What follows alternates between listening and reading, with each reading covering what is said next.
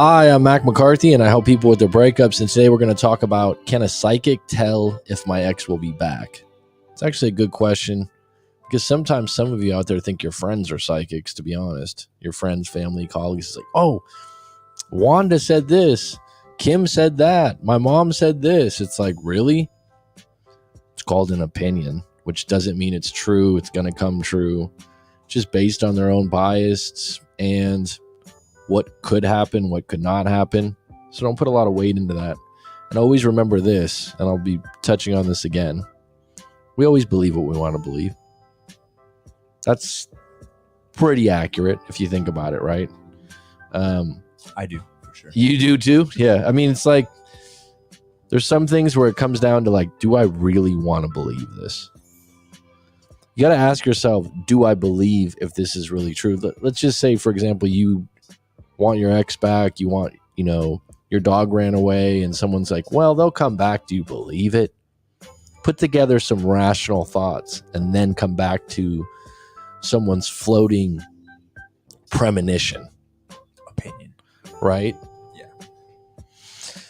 So we'll get into that. I have two stories on deck. One's related to this topic. Can a psychic tell if my ex will be back?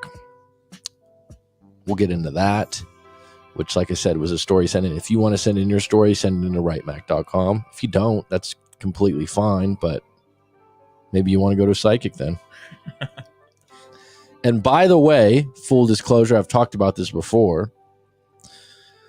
I've seen them before. I wouldn't call the people that I've went to see before. I don't know if, well, no. I take that back. I've gone to a place that just said psychic on the outside.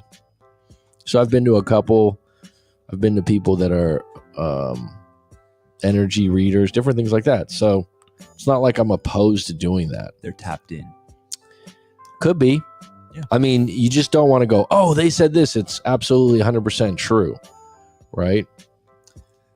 Yeah. But there are people out there that have an ability to foresee things, are intuitive, right? Sometimes when I'm talking to people, they actually, especially out of hypnosis, like, how did you know that? I don't know. I mean, we're all connected to the same consciousness. That's for another show. All right. Can a psychic tell if my ex will be back? Number one, it's possible. It's possible, but you still have to understand that people believe what they want to believe. Okay. So if you're like, oh my God, my psychic predicted this, and then the ex comes back. For example, sometimes I've had people in the past, oh, my ex came back, you were right. Oh, thank you so much for your help. It's like, well, you know what? Don't give me that credit, because stay tuned. It's not over yet. Coming back means what? They called you? So, number two, free will is still alive and well. Okay, no matter what your information that you get, people still have to make real decisions in real time. Whether something was meant to be when the stars line up or whatever. There's still free will. That I believe in. And the great Edgar Cayce, who is a renowned psychic for, 30 or 40 years, he said that. He made predictions. He went to the Akashic Records. He did all kinds of things like that. And by the way, if you like Edgar Cayce, I believe Corey Wayne has a couple episodes on that. So he believes in Edgar Cayce. Kind of interesting side note there. And he said, you absolutely always have free will. You might have situations, and I don't know if this is true or not. You have situations that maybe were meant to be, or things keep popping up in your life over and over again. Maybe you had a sign, maybe you had a synchronicity, but you still have free will to do it or not do it. Okay. Number three, do you want to believe them? Really good question. Do you want to believe what they're telling you? Because what if they tell you something, and by the way, this was a while back, there was a psychic I went to, friend of a friend, and they were like, oh, when you leave Thailand, you'll never come back. Straight-faced. And I immediately thought, well, that's not true. You know what I mean? It's like, did I want to believe that? No. Did I believe it? No. Was it true? No, because in the end, I made my own decision on that. So you have to ask yourself, what does your intuition say? Does it say this is true or not true? Is what they are predicting a generalization? One day, your ex will call. I don't know what day. That would be a big generalization, right? Will my ex come back? Yes, but not anytime soon. That's a good one, right? So these are things you can cling to or not cling to. When I get into the story that I'm going to discuss today, what happens is if you put it in too much weight, you're allowing the opinion of the psychic or the psychic's reading to dictate what you do. But if you don't line up with believing that it's possible or it's real, then it's not going to work, right? So let's get into this really quick. Pull this up. Sabina, how you doing? B, you never been to a psychic, right? No, I've never gone. Have you had a psychic moment where you foresaw the future in some way and you were like, oh, I knew it? No, I can't say that I have. You never had a moment where you're like, I knew that was going to happen? No, I don't think so. I guess you're not just one that comes to mind. I'm not. I guess you're going to be enlightened on this show then. I have a lot of deja vu moments. Deja vu moments? Yeah. So I don't know. Is that tapping into the same thing? Well, give me an example here. I'm intrigued. Now he's not going to say anything. No, I mean, nothing. Give me a break. Like, you've had deja vu before. I've never had deja vu. You've never had it. What is deja vu? So like I don't know. It could be like a situation or like you've been here before. Yeah, you've done it. You feel like, oh man, I've been here. I've done this. That's a past lives thing, I think. Maybe. So give me the example of the deja. I can't remember exactly, but it was. I've had a lot of those moments where it feels just like super familiar. I don't know. It's actually pretty cool. You go, oh, I've been here before. It feels like literally like you've done this before. You've seen it before. I don't know how to explain it. It's just, and then once it happens, you're like, oh, I forgot it was deja vu. I couldn't tell someone. Could be sitting in the car, like just not even like a crazy moment or anything. Just something that maybe you've done before. That's why it's maybe familiar. I don't know, but there's been times where I've it's not been just a general moment. It's been more specific. Have you ever told anyone before that you've had deja vu moments? Yeah, I'm sure. All right. I don't know. Like I said, I don't think like that. It's kind of a weird feeling, but a cool feeling. Yeah. I've had moments where I felt like someone said something or did something, and I went, ooh, to myself, shouldn't have said that, or something bad's going to come of that, and then something did. So like a premonition? Yeah, a few times. Right. A few times. I don't even know if I want to share that. Beauty and Peace, how you doing? Beauty and Peace. What's that's up? That's a great tag name, Beauty and Peace. Love it. But yeah, and like I said, I think there's a difference. I think you were talking about this before, B, that Joe Rogan talked about wanting to believe something. Maybe like a UFO thing, which is one of those things you can gather evidence for it. I don't follow that very closely. So if someone came to me and they had all this evidence of UFOs and different things like that, I would listen. Right. I'm not one of those people like, oh, no, that's just totally. I would ask questions. I'm a bit skeptical in some ways, but when I say skeptical, it doesn't mean I'm like, it's impossible. No.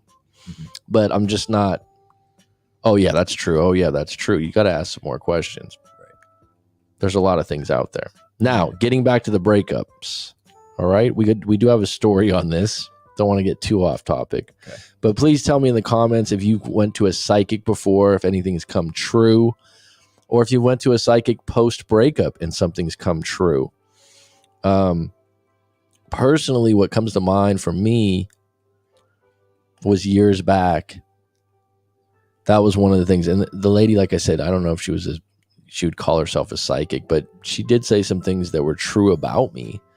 But as far as my breakup, it was more of a therapy session with her where she was listening, giving some input. And then the question came, do you ever think she'll come back? And it was like, not anytime soon, honey. Not anytime soon. Which at the time I was like, yeah, that's what I was thinking. Right? And I never clung to it or anything like that, but that's a generalization. I've actually told people that in coaching sessions because it's true. Like I could see sometimes people coming back, but not any times. And a lot of times that's what you want, right? Like stop the bleeding, stop the crying, stop the missing. When are they going to come back? Okay, tomorrow, 11 o'clock. And by the way, a lot of things in our life, I think more than ever before, when we were cavemen and cave women and hunters and gatherers, there was less predictability, right? There was a little less predictability about things.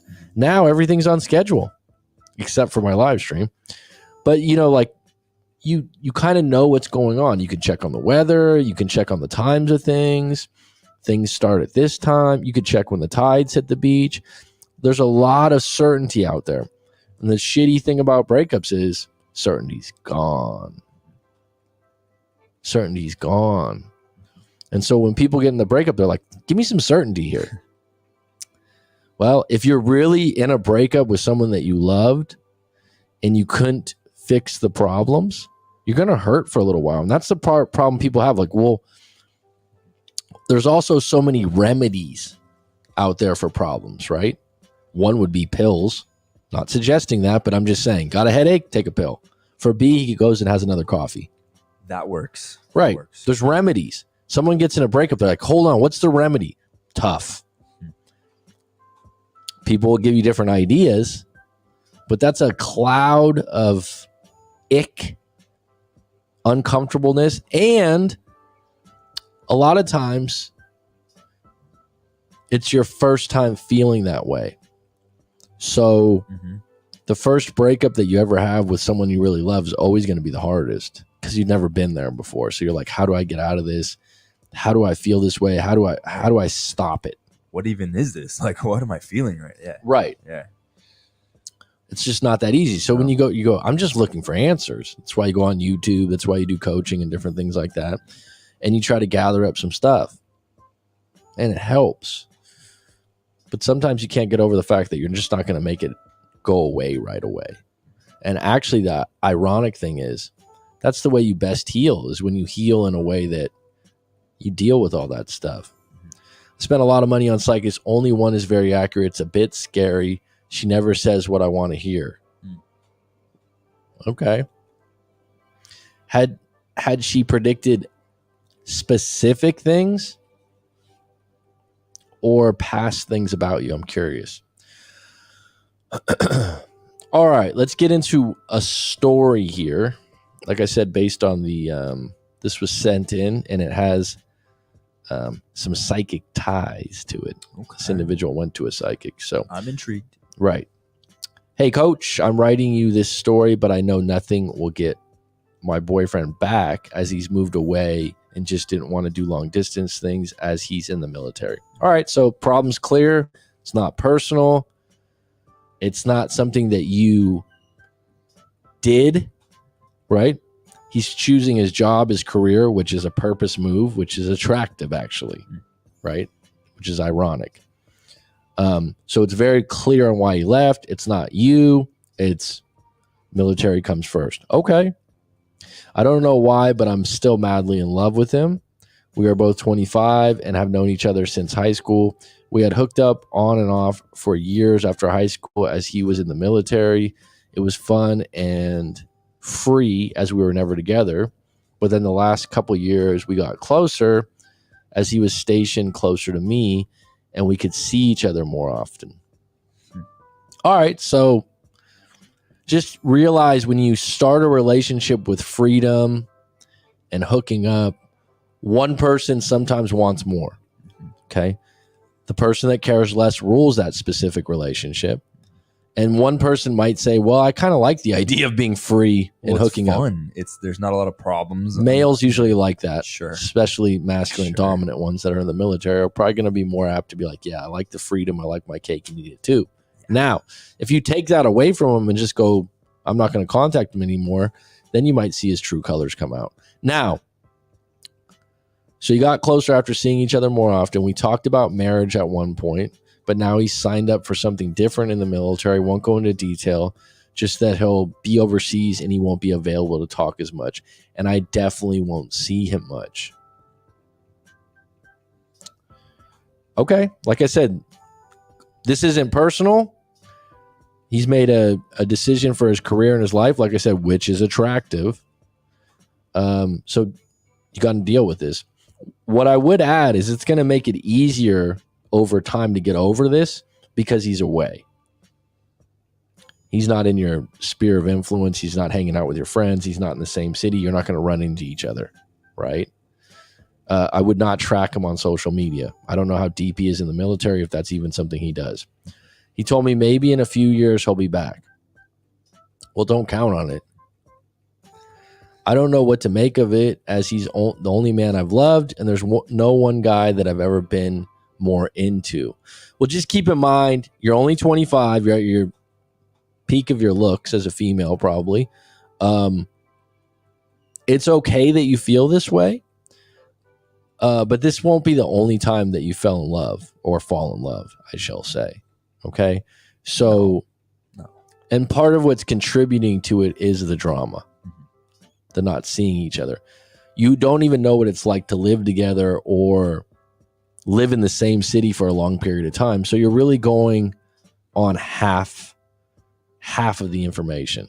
Okay. So what I mean by that is that you think to yourself, wow, we're so in love. Yeah, but you haven't really lived together or spent large swaths of time. You haven't really tested that out. No, and that's okay, but you're just assuming that it'll be rose petals and wine glasses and everything will be beautiful and fun and great. And the reality is you've been living a life more like a honeymoon. Like, oh, let's see each other on the weekends or something like that, and it's always special. Let's just have the fun parts. Let's just do that. Part of me, I don't know what to make of it, as he's the only man I've loved, and there's no one guy that I've ever been more into. Part of me accepts it and was even thinking I'll wait for him. 2 years or multiple years? Well, it says a few years, but there's no guarantee, I believe. Even thinking I'll wait for him, but that's not a guarantee. Okay, that's what it is. I just have been wondering, is this it for us, or will something crazy happen to bring him back to me? It's certainly possible. Sounds unlikely because of the job situation that he's in. So I've been to a local psychic that says he'll be back, but not anytime soon. So that's a generalization that actually leaves you on a cliffhanger. Not anytime soon can mean 5, 10, 15, 20 years. Okay. I think he's right. He or she's right. Says he'll be back, so it was a he. I asked if I should wait for him, and he said, it's your life to make those decisions. But he said, this isn't the guy for me to marry. Okay. How does that resonate with you? I wouldn't just take that for word.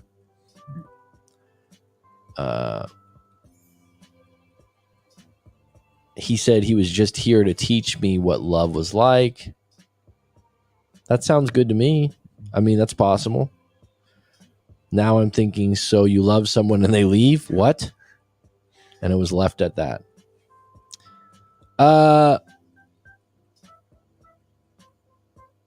You can make, this is what happens. I think some psychics can be more specific, as this Beauty and Pieces mentioned that she predicted my ex-boyfriend's death, which is pretty specific. But something like this can be interpreted in various ways. Bottom line is, you know the problem. The problem's not fixable. Choices were made. Whenever you date someone in the military, this is a possibility. Relationships with military individuals are difficult. There's a lot of problems with that because of the moving around. The military comes first. You know, it's like dating a ball player or something like that. So this, like I said, give yourself some time understand that there's nothing personal here. You're 25 years old. Give yourself some time to fall in love with someone else. Not anytime soon, but at some point you're capable, right? Sure. All right. Got one more story on deck here. He is clear. What's up, Brian Union? Brian Union, what's going on? He is clear like the way he tells her things.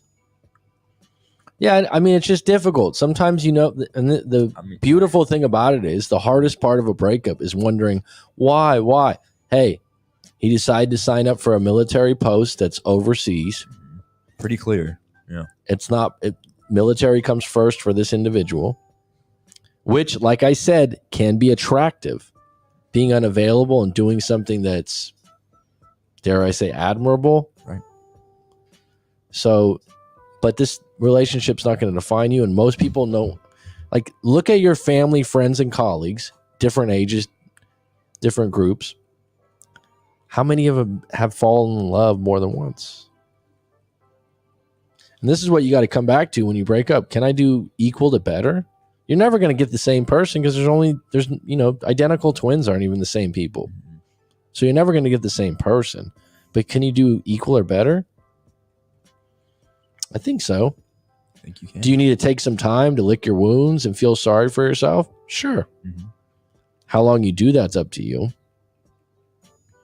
And you got to give yourself a break. It's okay to grieve sometime. I just had a friend in this December, lost 3 friends. 3 people had died. Different things, but within 2 weeks. Wow. And he's absolutely beside himself. And he said he can't leave the house. He's been crying a lot, this and that. I said, hey, man, allow yourself to grieve. Mm-hmm. Allow yourself to be sad. Mm-hmm. Accept that you're sad and upset. It's okay. There's no, you just do this, this, and this. Right? It takes time. Happy New Year, Smokey the cat. Happy New Year. Smokey the cat. All right, next story. Hello, coach. I'm wondering what's the deal with when you can't stop thinking about your ex over and over and over again. I've been broken up for 1 year and 2 months. I would say 14 months. She doesn't call me anymore. For the first 6 months, she called me once or twice a week as we agreed to be friends and help each other as we share the same field of work and we were in the gaming community together. I was completely fine with staying friends and being platonic. Okay. And a lot of people would say, oh, you can't do that.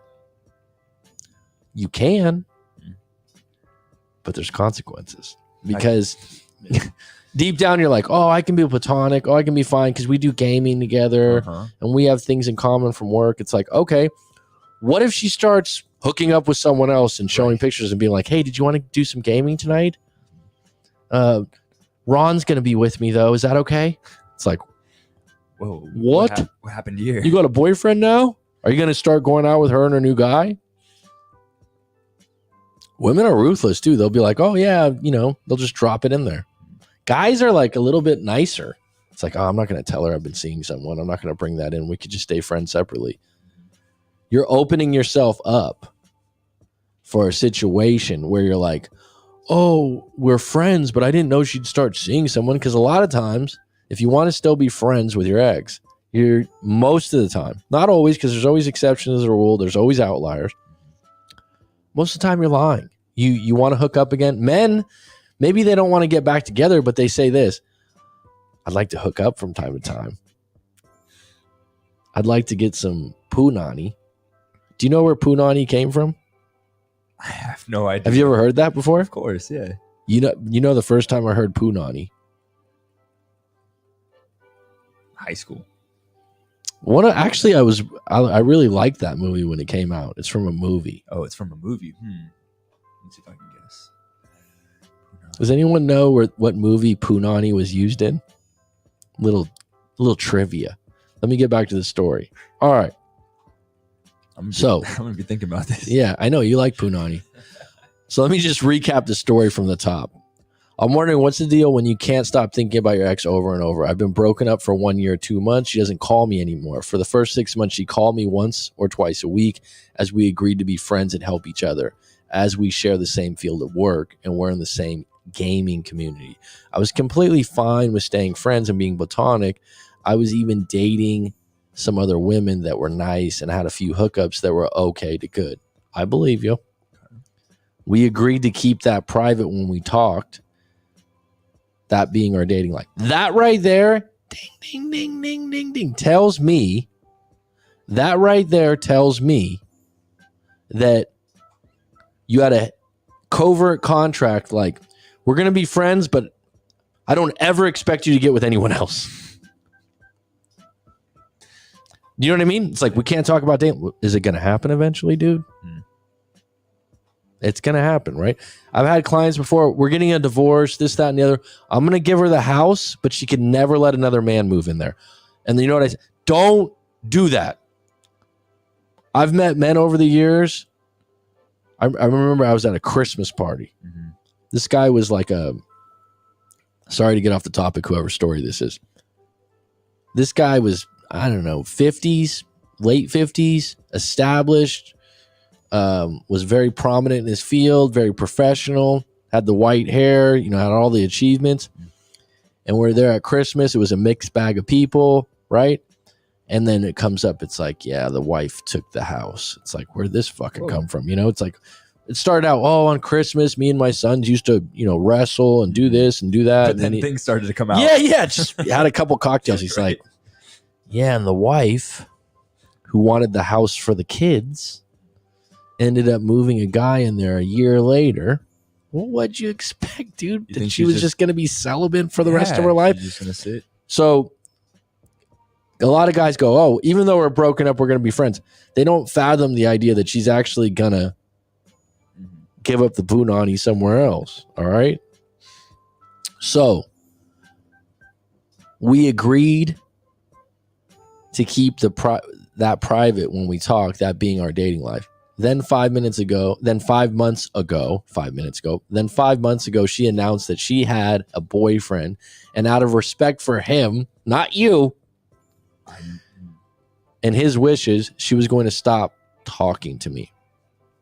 That had to be, that's exactly what I was thinking. That's the reason. I fought back a little bit, then said, okay, well, you have nothing to fight about. Mm-hmm. Okay. You've said you're platonic friends, but then you put this little thing in the contract where you're like, but don't talk about dating life because I'm going to be sensitive about that. Is that what you do with normal friends, platonic friends? Would I tell B, hey, don't talk about your dating life? I'm uncomfortable with it. No, because he's my friend. That's what we talk about. Why would it be off limits to talk about dating life with a real friend? Yep. It makes me uncomfortable. You're lying to yourself. Then I researched the guy. Oh, do research. All right. Well, this is standard. Oh, she's dating someone else. Let me do some research. Because you can on the internet now, right? Yeah. Then 5 months ago, she announced that she had a boyfriend, and she was going to stop talking to me. I fought back a little bit and said, okay. Then I researched the guy through some back channels and social media. Bad move. First of all, the information you're going to get is going to be secondary sources. Let me educate you on secondary sources. It's one of the few things I learned from having a history degree. Someone's like, oh, a history degree? That's pretty useless. Just a few things you learned? That's it? Yeah. History. History, when you get a degree in it, okay, you write papers. Okay.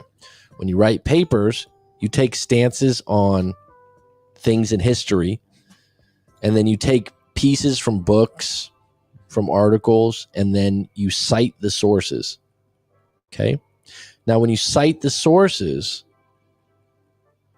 there's primary sources and there's secondary sources. Primary sources are from the horse's mouth. They were there. They're real interviews. Secondary sources are people that are writing about them. Yeah, that are writing whatever. Yeah. They're not as strong sources. What would a social media source be? I don't even know. So you're getting a lot of secondary information because you're never talking to the person. Okay, so I couldn't believe that she chose this guy as he was nothing like me. Well, you still haven't mentioned why you guys broke up. You said the platonic friend, so I don't know. I continued to track them for the next month and eventually realized it just made me sad. That's when I saw one of your videos that said to stop doing things that will hurt with your interactions with your ex. Yeah. That's not exactly what you said, but it clicked. What I usually tell people is that you block someone because your interactions with them hurt you. So every time you guys talk, it hurts. Afterwards, you get off the phone, you're sad, you're hurt, you're upset, you're angry. Yeah. So you're not blocking them because people go, oh, if I block them, then they'll never contact. No, you're blocking them because when you interact with them, it hurts. Okay. So that's not exactly what you said, but it clicked. I've since watched a lot of your videos and it's helped. Well, thank you for saying thank you. I also enjoy the live streams, although the time you come on isn't always good for me. I just want to know, how do I get to a place where I stop thinking about her and missing her? Well, you're even though you've been broken up for 14 months or a year and 2 months, you think like, oh, it's been so long. It hasn't been that long because 5 months ago she announced she was with someone else and now it got real. Because your platonic friendship, it was like you went, just a grade below. You didn't go 0. You didn't go 100 to 0. Which a lot of people in a breakup, that's really hard. You just took your foot off the pedal a little right. bit. So then you're like, oh, it's not so bad. We're still friends and we're platonic and I can date other women. It didn't get real for you. Now it's real. So you just, and then you did the the social media stalking. You played Sherlock Holmes on the internet and all that other thing, which is very common, but also again, will just hurt you. And guys always seem to do, oh God, she chose him. Well, you'll never know why. Because you saw some pictures and maybe see his job or something like that. It's like, come on, man. I also enjoy, so I feel like I'll never meet another one like her. Of course you won't. There's only one of a kind for all of us. She's absolute best thing that ever happened to me. Before I was with her, my confidence with women was low. We grew together. Well, this explains why you wanted to stay friends. She was 21 and I was 22. We lived together for 3 years. Would have been nice if you put that in the beginning.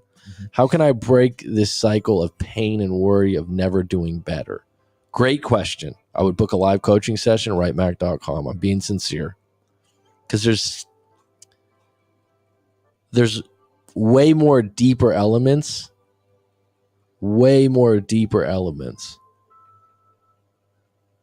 to this that have nothing to do with her. So you think like, I'm losing her. No. How can I break the cycle and pain of worry of never doing better? Now that's a direct question we can tackle, but I would need you to answer some questions first. I need to dig a little deeper. I need to ask you, why don't you feel like you can do better? What's your history of dating? What was your first relationship like? What was your parents' relationship like? We can get into those things. That's a limited belief. That's what you would call. Yep. But it's attached to a lot of other experiences. And the fact that she's now with someone else, she told me when she broke up with me that she just wanted to be single, but now she's not. I don't get it. Your thoughts, please. Well, she was single for 6 or 7 months. So you thought she was going to be single forever? This is the things you get attached to when you stay attached to an ex. Well, she said this, she said that. The longer someone's a free agent, the longer someone's single, they're going to meet someone. And then you're going to be left. One of the clients that I had a while back, this was years back, that comes to mind right now in this kind of a situation is this.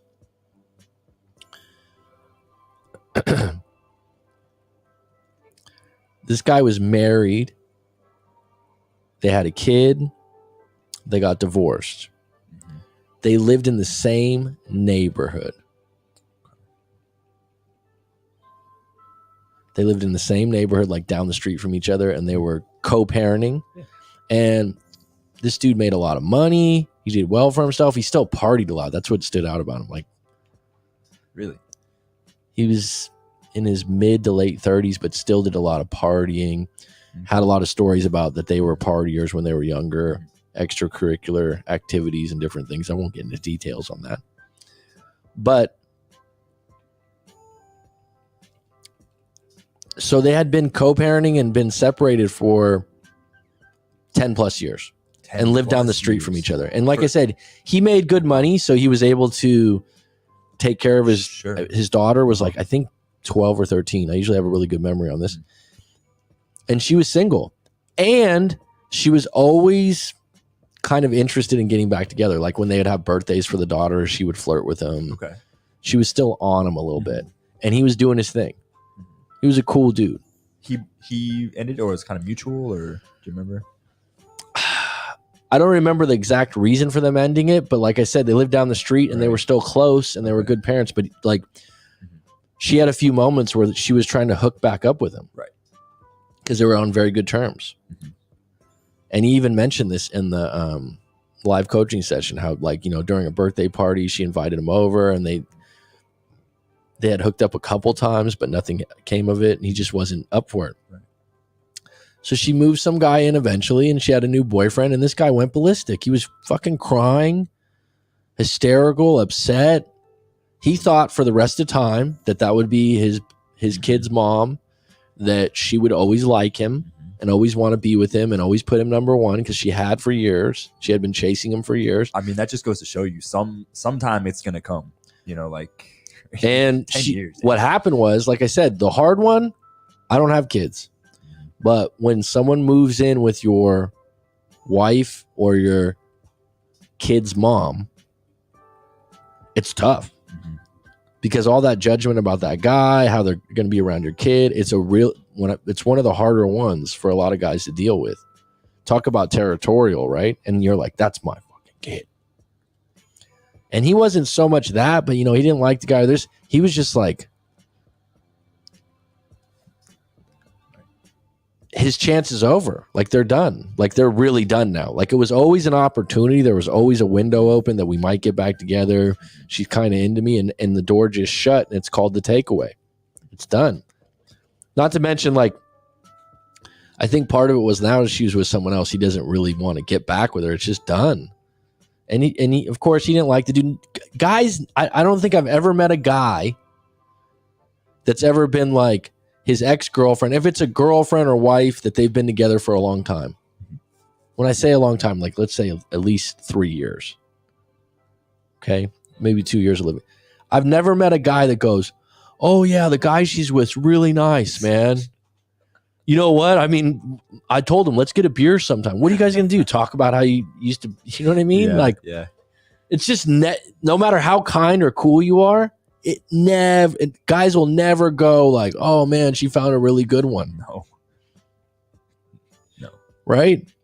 So I remember a friend of mine, this was years back, his ex, who they had been like high school sweethearts, had a kid together really young, like 19, 20. And it was like the love of his life. And I remember thinking before I did coaching, this is a long time ago, I remember him telling me like that breakup had affected him for years. And I wouldn't have known it because he's just my buddy, right? And we're good friends. Right. And then when I had a breakup years later, like 10 years after his, he's like, I still break down over that. I was like, what? 10 years. Shocked because he had a new girlfriend, great girlfriend. Right. And he seemed happy. And he's like, sometimes I see, because they had a kid together, so they have to see each other. Yeah. And she was good looking. And he's like, she'll be dressed to the nines and he'll go, she'll leave the house and I'll just cry. And I was like, what? You? My buddy was like a linebacker in high school, big dude, you know, fucking Braveheart type dude. Right? It's like, what? Really? He's like, yeah, dude. Never share that with anyone. So she had a new boyfriend / I don't know if they ever got married because I don't remember the specifics. The guy was rich, like really well off, because we were in the Bay Area at the time, which is the Silicon Valley now. So all these people were moving in that had companies and different things. And I remember like right off the bat, my buddy's a big sports fan, right? And this guy was buying him other teams. You know what I'm saying? Like my buddy's a huge fucking Niners fan. Right. Like a huge, you know. I'm like, why? Stuff? I'm just going to, like, why is, I'll just make up a name. Okay. Why is little Joe wearing Patriots gear? It's like, what's up with that? Like, because I know he wouldn't do that. Right. And he's like, well, the dad's from Boston. I was like, oh. And he's like, oh, this guy's Yeah. this guy's this. And this guy, I mean, he was rich, over 6 foot. As the big thing now, he had a lot of things going for him, right? And they were together, right? So then they stayed. They're killing it too, right? And he was in the guy with like Right. this was a guy that was hard. This was a guy that was like hard to find a lot of faults in. Right. I mean, and he ended up leaving her like years later, and my buddy was like happy about that. Like, yeah, she got what she just. And it's like this is like 20 years later after they broken up, right? He's like, I'm like, whatever happened to that guy that was, he's like, oh, he left her. He just said he had a business trip and left. I was like, what? Whoa. Okay. And he's like, yeah, just laughing about it. And the other thing he was proud of is the guy ended up paying for private school. He's like, yeah, it's expensive. He's paying for it. I don't care. You got it paid for. Wow. Crazy. Sabina's like, I know the little Joey story. Yeah, she knows because she's been on these enough that I've repeated myself. But these things, guys will never go like, oh man, that new boyfriend of yours is great. Just stay. Once you find out there was someone else, you don't want to know nothing. You don't want any inkling. Oh, this guy's father was in the first Star Wars. I don't fucking care. First Star Wars. Oh, because people come up with some weird shit of how cool. Oh, so-and-so is actually related to, Joe Montana. Oh, who cares? Right? What's that? You know what I mean? Right. Oh, actually, this and this person. Oh, he's got a Ferrari. Okay, great. You don't want to know nothing. You don't want to know anything, especially if it's good. And if you're looking for dirt on the guy and you're like, oh, he's not as good as me. Oh, he's not. Social media is not, you're not going to find it there probably. Doesn't make you feel better. No. She's still slaying another guy, right? So it's not good. It's no bueno. All right, let's get into the comments. If there's anyone new on deck that wants to come on and talk about their breakup, looks like we got the usual suspects minus Kaiser Soze. But I like Kaiser. Kaiser Soze. Kaiser Soze or Sorze? Soze, I think. I can't remember actually. And let's see who got the punani right.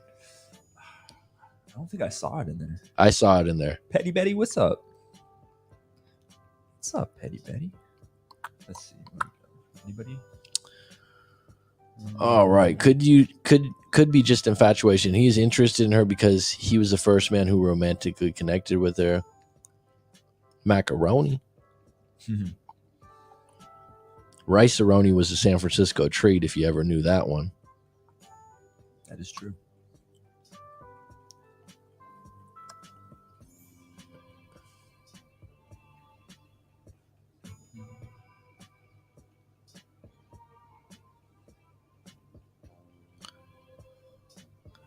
Moving far away, well done, girl. Okay. Yeah, I met B. I know how B looks like.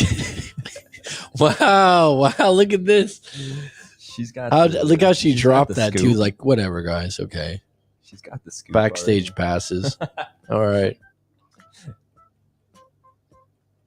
You don't want to see the guy. Trust me, Brian. That's probably the best advice you've ever given on life. It's true. Yeah. How do you nail that down to people? I mean, I think the problem is it's just too easy. Not yeah. It's the biggest. And once the guy's seen, it's like it's burnt into the mind of like this guy seared in there. Yep. This guy. This is the one. Really? My God. Frank from the wedding. I regret finding out what my ex-man looks like. What my ex-new man looks like. Yeah. Yep. I thought for a moment Brian wrote about B, so I don't want to see the guy. It wasn't me. No. It wasn't me. Yeah, is that my new house? No, it's the background. I'm teaching Mac how to play the piano because multiple people have told Mac that he has piano hands. The long fingers. Multiple people. So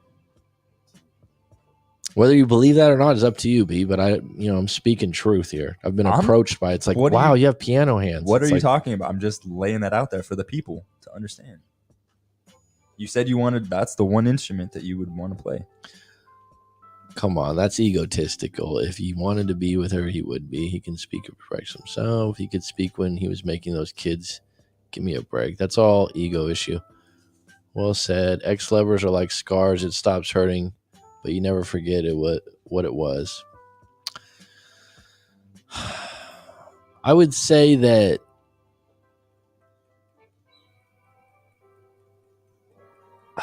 I don't know, man.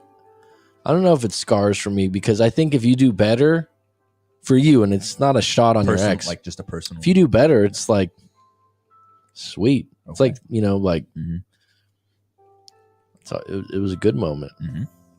Brian, it's up to you to choose how to digest history with your ex-girl. You just don't limit yourself with new girls. Don't stay prisoner, and don't let the ex live rent-free in your head. Poetic justice. Ding, ding. Smokey the cat. That's why I like you. That's correct. As the great Janet Jackson said in the salon. Did you want to smell my punani? Never saw it. I used to love Janet Jackson. That was one of my crushes back in the day. Mm. She probably looks the exact same 20 years later. Just a prediction. Probably. That is poetic justice, though, with the great Tupac. That was a good movie, man. Never saw it. You never saw Poetic Justice? Oh, my God. You wouldn't get it. It's too deep for you. Yeah. It's way too deep for you, man. You'd be lost, man. You'd be in the cloud. You'd be like, what? I didn't get it. It's like too hard to follow. B likes his sci-fi movies and Spider-Man stuff. I don't know if you'd... Okay. Poetic Justice is correct, man. And she says, do you want to smell my punani? And Tupac plays a post office. What would you even call that? Delivery man? Delivery post office guy, yeah. Postman? And then postman, yeah. And then he plays that? Yeah, he plays that, and he's like all innocent and stuff. Uh-huh. He's like, hey, what's up? Talking to her, and she's like, did you want to smell my punani? And he's like, yeah, I want to smell your punani. And she goes like this. And I think punani means like breath or air in some language or something like that, if I remember correct. Remember that movie was on repeat on HBO years back.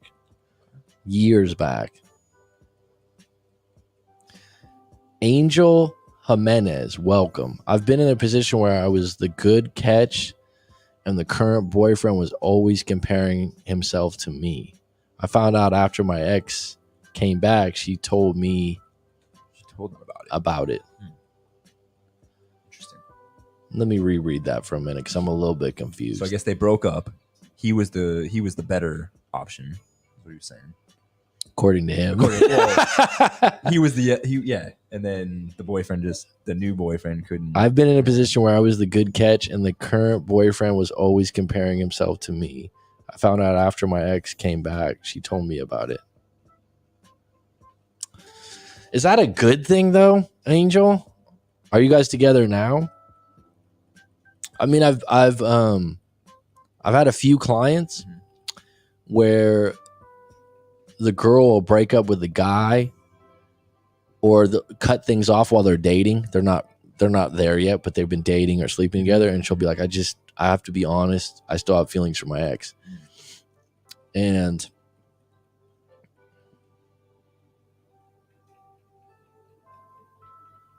that's pretty bad whenever you compare yourself to any. You don't ever want to be in a situation where. And I mean, you don't want to be in a situation like me personally. Yeah. I've had girlfriends. I know a little bit about their exes. Right. There was one before a breakup coach was born. There was one that she only had one serious boyfriend before me. And she had a pretty tough breakup because some of the things that went down in it. And so we had talked about it, and that was like maybe prior to us being officially together. Yeah. So I knew the guy was a piece of work and a head case. Like sending messages and saying, like saying dark things and different things like that. But it never bothered me because we always were sleeping together. We were always together. She was 100% in, but then she went back to him after 2 years. Plus nowadays, like when you're doing research on another guy, how much do you really know? Because it's secondary sources. I'm guessing it's on, most of the time it's going to be on social media. So you gotta think when I mentioned that thing about primary and secondary sources, it also applies to journalism, right? So everything is just, it's like, now I've told you this before. Think about this about Red Pill and all this other stuff and Andrew Tate and all these people. Some of the stuff they say is, I can ride with it. It's true. A lot of it's massive generalizations where you're speaking for all men. Men do this. No, you do that. Well, in Miami, it's like, how many people live in Miami, dickhead? If you're in Miami on a boat and the women out in Miami do this, it's like, really? That's like a microscopic version of the world of women, which is, this is what we do in Miami. It's like, okay. So what's the guy do in Nebraska with your information? What's the guy do that's in Oregon?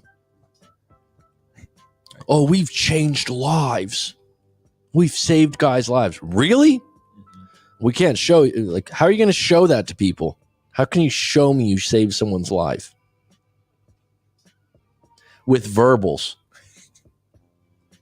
Right. Do you know what I mean? Yeah. Yeah. Right.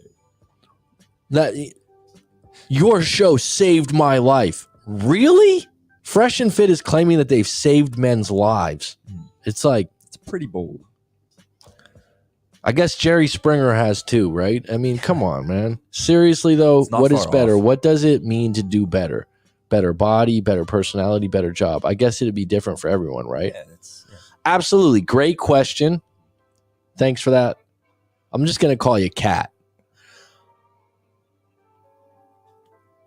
It's all according to you. So when I say do better, right? What's better to you? So this is why I would say that. Great question. Thanks, Kat, for the first good question, and been on 52 minutes. So, for example, the reason that comes up, a lot of people get hung up on the, I'll never meet another one like that. She did this, he did that, she did this, he did that. I'm with you. Okay. But you also eventually in the breakup, right? When you're processing things, it might come later down the road. You start processing, well, she was getting a little bit fat. Well, I used to hate when she used to smoke cigarettes in the bathroom while she was taking a crap. That's come up before. I said, whoa, man, that's a deep potion. Right? So, right? It's green smoke coming out of the bathroom. So it's like they come up with these things. Right.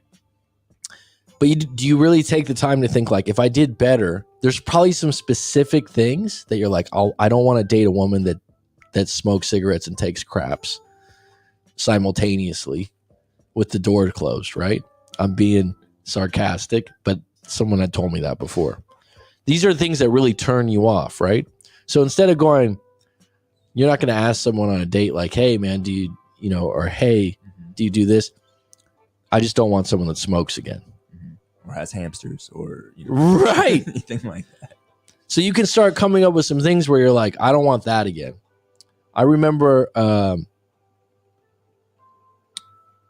my ex-girlfriend in California. Great on a lot of levels. Great on a lot of levels. Could be a little stuck up sometimes. And that always bothered me. She had this, sometimes, people have a little statement and she'd go, yeah, not so much. And I used to be like, what? Kind of like when she thought someone, when she thought someone was like not enough or not cool enough somebody or wearing, she was very fashionable. She dressed well. And so if someone dressed bad or something, she'd be like, yeah, not so much. And I'd be like, who do you think you are? It was just so stuck up. Right. But there was a lot more things that were good about her. But I always Covered remember that. thinking like, I don't want that again. Right. I'm not a stuck up person. You It didn't doesn't. like that. Yeah. So when I had a new girlfriend, Mhm. I was like, oh, it's so nice to be with someone that's not stuck up. Mhm. That's kind-hearted, more compassionate. Mhm. That would be better. Right. Right. So there's many times, you know, like when you're going through a new relationship where that happens, right? So cat, Smokey the cat, it would absolutely be different for different people. Right. Someone else would be like, oh, I like a girl that's a little sassy and stuck up. Maybe it lines up with you. I don't know. Mhm. But you always have some things post-breakup where you're like, I hated that she did this or she acted like this. Mhm. And then when you assess that, you should be going into the next relationship. And if you're doing it right, your next relationship, you won't, if you're not around those things again. Every time I've gone into a new relationship, I felt like I've done better just by deferring out the things that I've been in before, where I'm like, yeah, it's pretty good. Because I'm not one of those, oh, I've been with a narcissist. Oh, she wrecked my life. Oh, she did this. No, I've had filtered better, basically, right? Well, yeah, it's like, Or because filter different. especially as men, but women do it too. Mhm. A lot of times you settle for good intimacy and attraction. Sure. Maybe for women, it's more like security, but a lot of times, depending on their age, it's intimacy and attraction. Women like intimacy too. Right. So then you let go of the things like, oh, you know what? She has a real issue with being stuck up. She has a problem. Here's one. Spending a lot of money on clothes or designer brands. That was another thing that was like, wow, you're $10,000 in credit card debt at like 25 for clothes. Right. At the time, I was like, whatever, it's not my bill. Because I wasn't thinking long term. But over time, you're like, what did you buy with 10? Like, what did you spend 10 grand on? Oh, that's right. You go to the mall every weekend. I had an ex that grew up. Her mom that was their outing on the weekend. They didn't go to the park. They didn't exercise. They went to the mall and shopped. Had a couple of those actually. And you're like, that's what you guys did every weekend. And they knew the mall like the back of their hand. Right. And it was like, you go to the mall and it's not like, oh, I'm just going to look around. It's like, we're buying shit today. We're getting stuff. Regular price. Right. Mm-hmm. You know what I mean? With no like, oh, you know what? How much is it? You're 10 grand in debt on your credit for clothes. Those aren't even purchases like, oh, you know, I bought something useful. So those are things that like, you're like, whatever, she's hot, whatever, we get along well. But then later on, you're like, I got to look out for that one next time. Yeah. Some people have different hobbies, Mac. All right. Come on. Expensive shopping. Look out for those ones unless you want to be the sugar daddy. It's totally fine. What comes with that though, right? So when I say better, I'm not saying what's better for me. I'm saying what's better for you. Because maybe you're like, you know what? I want someone that parties more and lets their hair out more. Good. Go for you. Take some assessment. If someone's just like, I just want someone to look better, that's pretty broad. Someone says, wow, I want someone that values exercise, that values having a good diet and taking care of their body. That would be different than just having someone that just looks good but has bad habits because they're going to catch up with them. Because what you don't realize is whoever you're with, you're going to become a little bit more like them. Even if you're the leader. Just from being close to somebody. Even if you're the leader, there's going to be something that bleeds over that they do, whether that's cooking, whether that's I almost said fucking cleaning, but it could be cleaning too. If they're like a clean freak and they're like, oh, you always have to, that's going to rub off on you eventually. So what you don't realize is if you're going to end up making that your partner, that's and spending a lot of time with them, some of the things that they do are going to rub off on you. So, and you'll see that post breakup. I've seen it in my own time. I'm like, oh shit. Had an ex that was very negative and complained a lot before. Sometimes it could be funny. Sometimes it would be like, all right, let's get some rants together. Let's complain. Then you get out of it and you're like, wow. I'm doing this by myself now? Or it's like, I don't really like complaining so much. I didn't have a sidekick.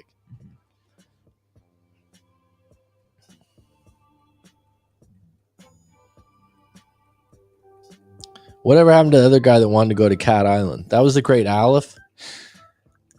Actually, B and Aleph got in a big fight because they both wanted to be on the show, and Had to take him down, man. B kneecapped him.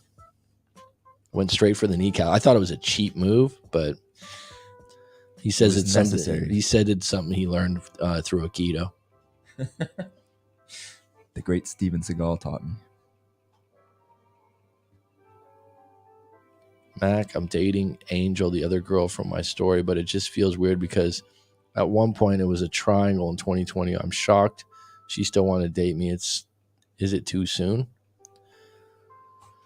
I have a great memory, but I don't remember Angel. Is that? So I don't remember the whole story. Was that Angel Jimenez? No, that's what's throwing me off is that someone just said it's Angel Jimenez, and then you said Angel. So I have two things in my head right now. But I think he's saying that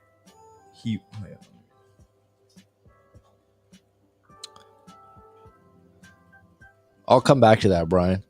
The more time you invest in someone, the more you change who you were from when you met that person. That's when things will go south. Always stay true to yourself, friends, hobbies, and your true self. I'd add to that, Smokey the Cat. Great comment, and I agree. And sometimes you're just unknowingly doing that, right? Because like if you just get in a relationship where you're like, he or she's good looking and intimate and those things are going pretty well, you don't realize some of their bad qualities might rub off on you. So what I would say though is some of the things that you don't have, right? So this is one that I'm going to add in here as a good example of someone I know. A lot of people believe that meditation's a good thing. By the way, I'll just plug my new channel, Clean Mind Today, that B helps me out with. Right? Everyone and their brother knows or has heard like, oh, meditation. They don't do it or they're going to do it in the future, right? So you're like, and actually even knowing that meditation's so good for you, you still don't do it. And how many people do you know that do it? Right? So let's say you started dating a woman or a man that regularly meditated. And you're like, wow, you really do meditate regularly? Yeah. Now, that would be something where you're like, wow, that would be something I would want to rub off on me. So you might find someone that has some qualities that you want to do or you would like to be more involved in. That's ideal also. Nebraska.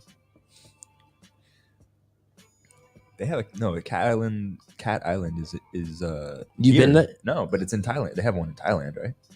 I have no idea. I mean, Aleph is a very eclectic individual. And I don't think it was in Thailand. It wasn't in Thailand. It's disgusting. So, the pictures of it were like, so maybe it is in Japan. The cats were like walking all over each other. And he was like, I want to go there and take pictures and hang out with them. I was like, fucking gross. Like, yeah. Just the idea of cat pee smell. You lived in South Dakota? I actually had a really good friend that lived in South Dakota.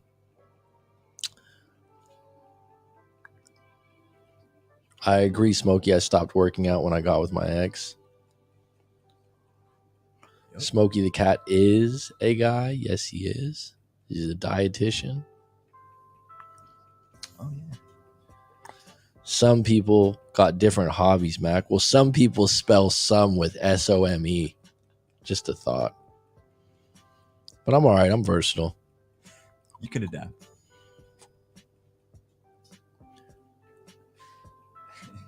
Even if you are a leader. And that's one of those things, to be honest, I didn't realize when I was in my 20s. I was just like, well, you're going to pick up off of who you're with. Mm-hmm. And really, a lot of times when someone breaks up, they're changing. And they're like, you're not going to be able to make this change with me. Or they're like, you never came around to who I am. Frivolous with objective, but purely subjective too. I don't even know what that means, Trudy.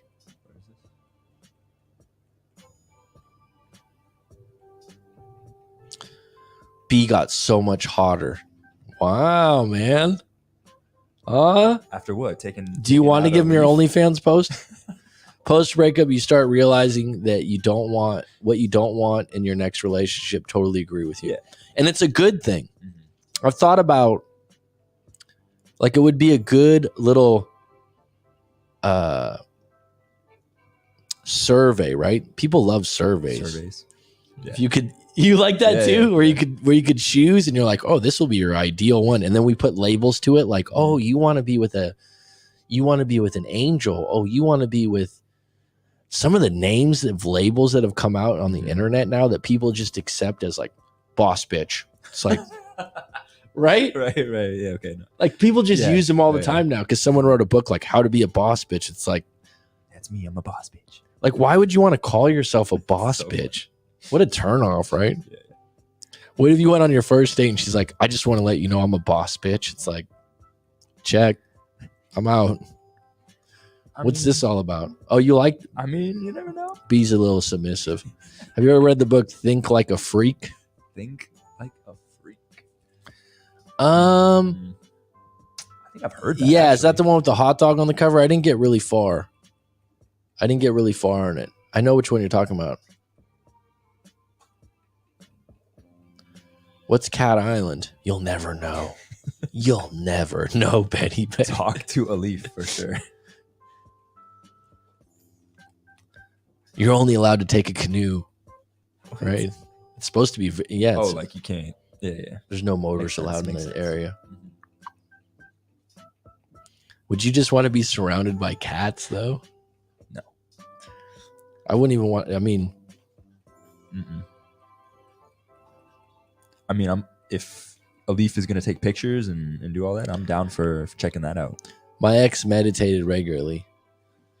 It's just one of those things. A lot of people want to do it. Like, that would be a good thing to rub off on you. You know what I mean? Like, especially if they're a subscriber to Clean Mind Today. Clean Mind Today. If you want to check out some guided meditations that I've done that I think are pretty good. All right. It's saying South Dakota State as there are less people there. There's really a lot of cats there. What's the ratio of cat to human? Okay, got it, Angel Menace. Is Angel a female or a male? I'm pretty sure it's a male because I had some friends growing up named Angel. Yeah, that one can go both. They say Cat Island is a one-way trip. Live streams never stay on topic, huh? I believe them. Wouldn't it be funny, though, if you, like, videotaped giving Aleph all that he needs to get to Cat Island? He'd probably start crying. Oh, my God, yeah. Aleph's pretty emotional. Yeah, he is pretty emotional. You would love it. Oh, we need to make this happen. What is it? What's it, crowdsourcing or what is it? GoFundMe. We did a GoFundMe for a leaf.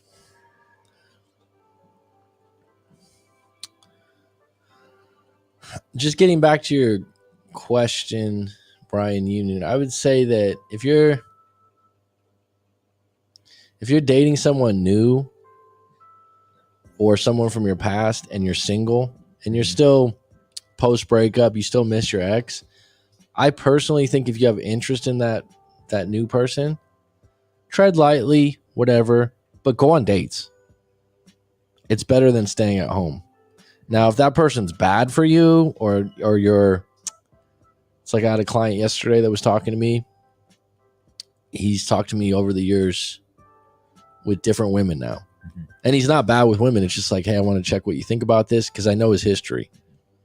And we've talked like once every 2 years and then once. Yeah. So it's been like 4 years. Anyhow, this one woman that I know about in his past, bad alcoholic, just bad news, total playus, not a player.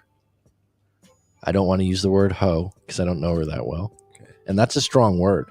I think B's never even called a woman a hoe. No. He was just like, what would you call a promiscuous woman then? Playus? I've never used that before in my life. I don't know. Place. She's a playas. A friend of mine used to say, "Oh, what a playas." Never. What would you call that? You wouldn't call her a hoe, though. Promiscuous? I think hoe is it's a really low term and it's old school. That's a to hoe. dig at somebody, right? When you use that, that's pretty low. Yeah. She's just a hoe. Yeah, I would say like she's promiscuous. That's what I would say. Here from Hawaiian Gardens next to Orange County. It's pouring over here, coach. I just had a friend that was, I don't know Hawaiian Gardens, but it's from Orange County. I got a friend that lives in San Clemente. And the other guy, I think he was from Dana Point or one of those places. Hawaiian Gardens, what a name. Well, I'm in Phuket, Angel, and it is beautiful today. Thank you. Beautiful. It is beautiful. Another day in the tropics. Play it? Play it. All right. Oh, she's for the streets. That's big now. That's on like every video. That's a side. Yeah. And people love to say that too. She's for the streets. Okay. Question is, would you rather have a promiscuous woman that is really good intimately? Mm-hmm.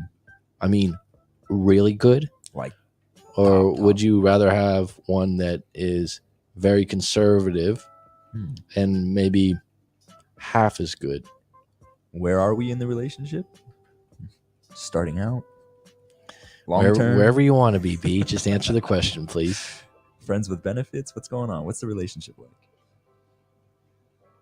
What do you think, man? Just answer the question. If I'm married, I don't know, man. You got to make a choice on this. It's gun to the head. You got to pick one. You got to pick one. Conservative.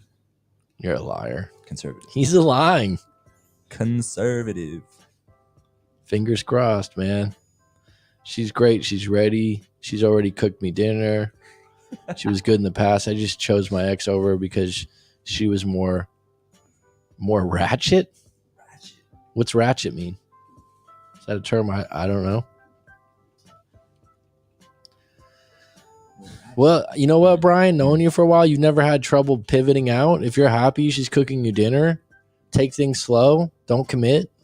Allow yourself the option if something else comes by. But maybe, some people that are into spiritual things, and we're talking about psychics today and different things, they say what's meant to be will come back to you. I don't know. A friend of mine that's really into that stuff, she's like, well, does the opportunity come back to you more than once? Like she always, like if you're trying to come like back in the door. Interesting. I have actually noticed that. Ghetto hood. Okay. Oh yeah. Okay. I understand ratchet now. Like I said, if you guys are having a good time, just don't be official anytime soon. Mm-hmm. Shit, man. And that's really, the best way to move on is to meet someone new that you're excited about. That's maybe she cooks better. Mm-hmm. I need to get away from them type of women. Well, you know what? It depends on where you're hanging out, where you live, but you also you can typecast who you end up with just because it's what you're used to. Mm-hmm. It's what it's uncomfortable for you to be around a different type. So you kind of gravitate towards like that? For example, if you went to, I always say, yoga class, and you were like, I don't even like yoga, Mac. I'm like, just go to the class for a month, right? And you're like, oh, these women are so different, but they're hot. But you're uncomfortable because it's not your scene or whatever. It's not your scene. They talk different. It's just a comfort issue. Right. And in your head, you're like, oh, this isn't going to work. It's like, I gave my number to a guy, but I don't like his profession. But the way he got to me was ballsy. That's why he got my number. Yeah, what's the profession?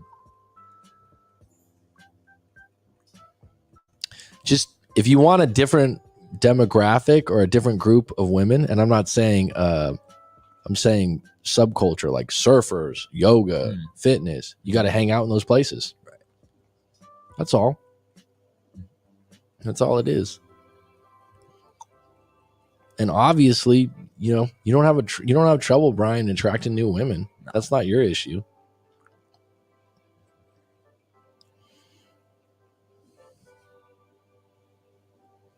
All right, we got 9 on deck.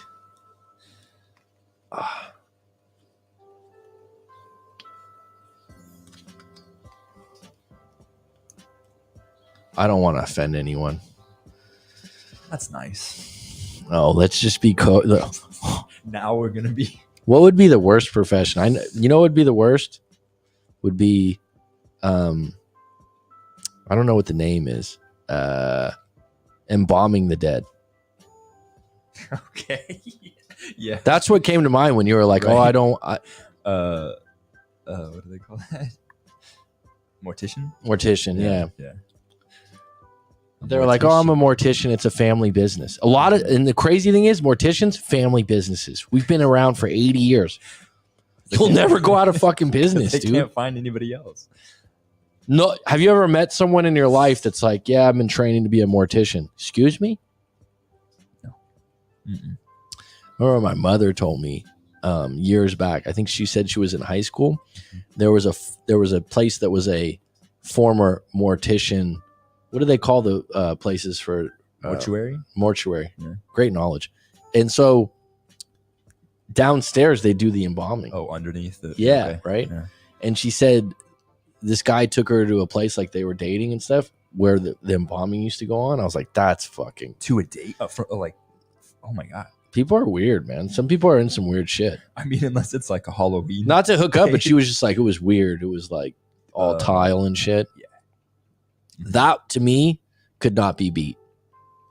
If you're like, oh, I'm a mortician, it's like, I think about the movie My Girl. You ever see that one? Yeah, when I was a kid. That's you didn't understand that one either. You didn't get it. Bees, I know, man. It's about bees. He's a cop. A lot of women like cops. Yeah, but that can be a good or a bad, thing for a lot of people. It just feels weird because my ex knows or not that she cares now that she's moved on. I don't know. I feel like it's too close to my ex. All right, Brian, I'll just say this. On a scale of 1 to 10, what's your attraction? It's a great way to check things on yourself. It really is. Yeah. I've done it in my own life. Yeah. It is, because you get a quick pulse on how you feel about someone. Okay? Petty Betty, but I just want you to stay on topic, okay? I don't want to go all over the place. But you're always invited on the show. But let's keep it a little bit professional. Anyone else that wants to come on, you're welcome to join too. Just realize this, that it will be on the live stream. It will be out there and aired, because I just had someone on New Year's Eve send me 3 emails and tell me to take it down immediately, which I did. Do you think that person would have, if it was like no camera on them? You know what? Some people are randomly coming on and they might think like, oh, there was an Indian guy that came on that he emailed me. I think he said later on, like, and I told him during the thing, I was like, no, it's going to be up. This is going to be on. Yeah. You can take your picture down, but it's going to be up. But on my end, I got to be more clear about that. Just initially when they first come on, yeah. Oh, he's your cop. Oh, it's already yours. Oh, do tell, please.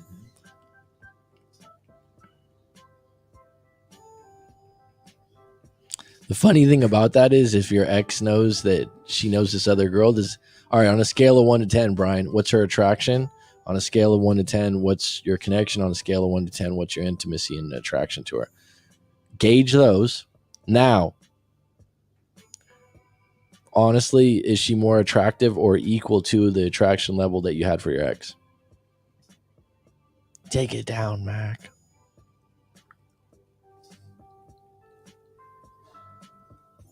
Take it down. Okay. I don't know, man. I mean, there's good cops and there's bad cops. I wouldn't, you know what? And they're doing a job that a lot of people don't want to do. Yeah.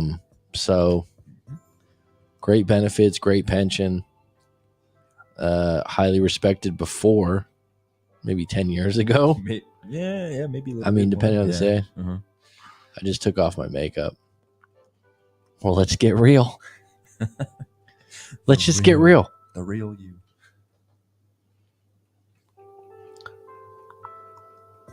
The two different. Just took off my sport coat. All right, man.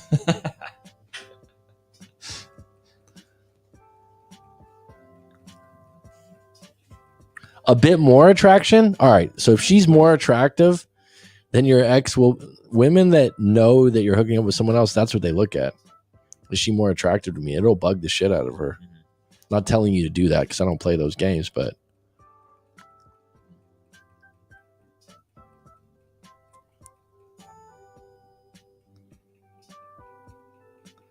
A lot of boss B's and SD in San Diego. Really? Is that what it's like now? Oh, God. Is it? Smokey the Cat, I would love to have you on just to ask about that. If you want to chime in, you don't have to show your face if you don't want to, but like if you want to call in and talk about San Diego's dating scene right now, that'd be cool because I used to live there. You want to come on? Like I said, if you don't want to show your face, it's okay.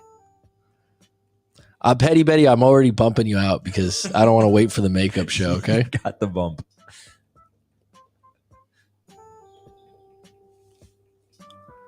How do we even get to these labels, dude? These labels on the internet have just been created. People love labeling things. If there was an alter ego of a guy that you would like to be like, B, who would it be? Watch, he'll be like, oh, I don't know. You know who you want to be. Come on, man. Is there someone that you were like, hey, man, if I had to model myself after someone, it would be Fred Couples? Or yeah, there we go. Freddie Couples? I'll take. Yeah, Freddie's a good one. I don't know. Somebody in sports, I guess. I don't know. Like model my life, or like who I don't know. Tiger Woods. I don't know. I don't know if I'd want to be that famous though, like that. Tiger Woods is a total man whore. I can't believe. No, I'm just joking. Do you know how many women he's been through, you animal? This is who you want to be. Didn't he self-proclaim himself as a sex addict or something? I think that's just what he said when everything went down. But if you're going to go that route, I'd go with Hugh Hefner. Oh, God, yeah. Have you ever seen, oh, okay, no problem. All right, get your gym in. Get your gym in. But I would be curious, man, about just because living out in PB and all that, there's a lot of boss bitches out here. I remember years back, a friend of mine that had lived over there was just, and this was like 5 years ago, and he was complaining about women. I thought he was just being lazy. Really? Yeah, I just thought he was being, oh, yeah, all the women are like this, all the women are like that. It's like, well, I mean, why don't you start looking better too? You know, like taking care of yourself.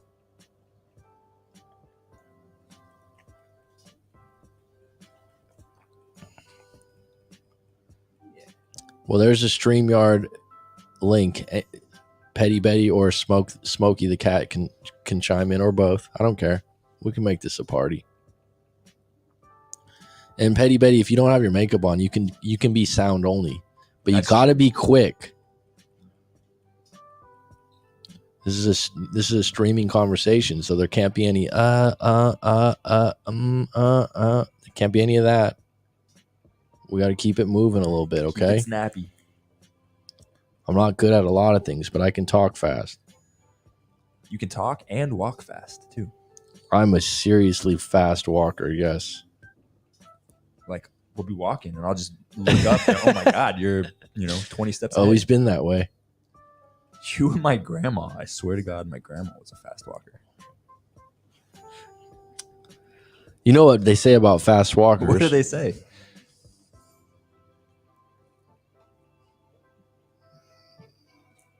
It's not appropriate for YouTube.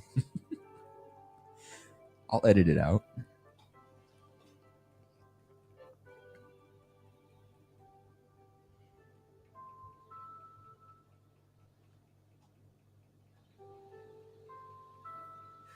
Means you did a lot of walking when you're young, usually too. Like you don't have a problem with it. Mm-hmm. You got to stop and smell the roses. It's still a good crowd, man. but definitely a divided crowd. Boss bitches. How about like just? Let me just tell you, I'm a boss bitch. Like, oh god. They probably have a bumper sticker too. Device not connected. Petty Betty, get it together, please. Absolutely, Smokey the cat. Absolutely, that'd be fun. Definitely. We also get some dietitian stuff. Ooh. I got another client that's in college trying to be a dietitian. I've been wanting to hook you guys up. Oh, really? Petty Betty, are you on? Right now she's going, hello, hello, hello. Hello. Hey. All right, man. Yeah. Can you hear me? Yeah, and we can see you right now too. You look great. Mm-hmm. Thank you. I did my makeup real fast. I'm just joking. Your picture's not up. I thought you knew that. Your I can't even see anything. yeah, your video's not on for some reason. You didn't even need to do makeup. I don't have my makeup on. I took it off. All right, so okay, so you don't want the video on? You want to see me without my makeup? No. We're not. It's completely up to you. That's not a choice I'm going to make today. But here's the thing. Let me put on my lipstick first. It's up to you, hon. It's completely up to you. If you're uncomfortable with that, it's okay. I understand. Dude, I Now- look like how my picture is. That would be nice. Yeah. You know that. Hey, so what's going on with this police officer? Have you guys went out for one date yet? Okay, so this is gonna be on live, right? Is this on right now? I mean, it's It gonna be absolutely. Yeah, I mean, no. It's, We're gonna promote this. yeah, but your video's not on, so no one will see your. Dude, my brother knows who Petty Betty is. All right. I mean, not it's a anonymous? choice. Okay. It's a choice. All right. Do you want to talk about this? Because Yeah, that's what you want to talk about, right? I thought it was what you wanted to talk about, but I mean, I already talked about it. I said, so you asked. Okay, So my you number. asked him for his number, but nothing else has I happened. didn't ask for his number. He asked for mine. I gave my number to him, but I like, can tell in your voice you're excited about him. What was Okay. the way? What was the way no, that he I'm gave not it to you? excited. You're- I mean, I am in a way. But I can it's tell kind what of- it's on. You're like, yeah. What? What? On a scale of 1 to 10, what's your attraction to him? I'm not attracted to his profession, you know. So Well, it's obviously like there's something else. is you're that attracted to. shallow? Is that kind of shallow? No, it's the truth. So it's fine. You're being honest. Okay. You Yeah, don't like cops. I like. Hi B. What's up? What's going on? Hi B. So Hi what's your Matt. attraction? What's your attraction level? A 5. Oh, okay, Wow. Well, I that really can change. don't like his profession. But if he wasn't a cop, maybe. Did you guys go out? Maybe. Did you guys go out yet, or you just talked on the phone? I met him in real person. That's how he got my number. And But like, you haven't gone out. But you haven't gone out yet. Official. no, I Okay. wouldn't say it's a date. Where did he approach you?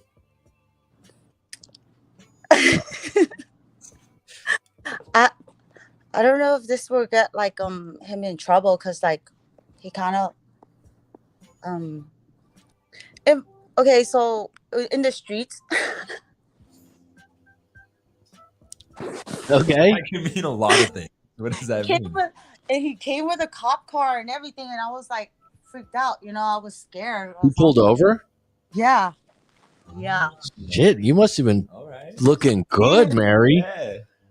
No, I mean, What were you? I What kind of was vibe just are you getting driving. to pull over a cop, man? Oh, he pulled you over. I didn't pull him over. He pulled. Yeah, he came over. He pulled. Yeah. So I don't know if I like. So he let you go, and he was like, "In lieu of that, I'd like your phone number, please." And No, of course, something like that. But like, you know, there's a you know, they have like cams, right? how old is he? About He's 37. So I know that much. So we have been like, I haven't been like, I haven't been like talking really. Okay, so we've been getting to know each other, and like, okay, I guess I could say like, he's okay, he's all right. I just don't like. Is he also? Is he Why also? do you do that look? Why you be like? Is he also? Is he also an Asian man? No, Okay.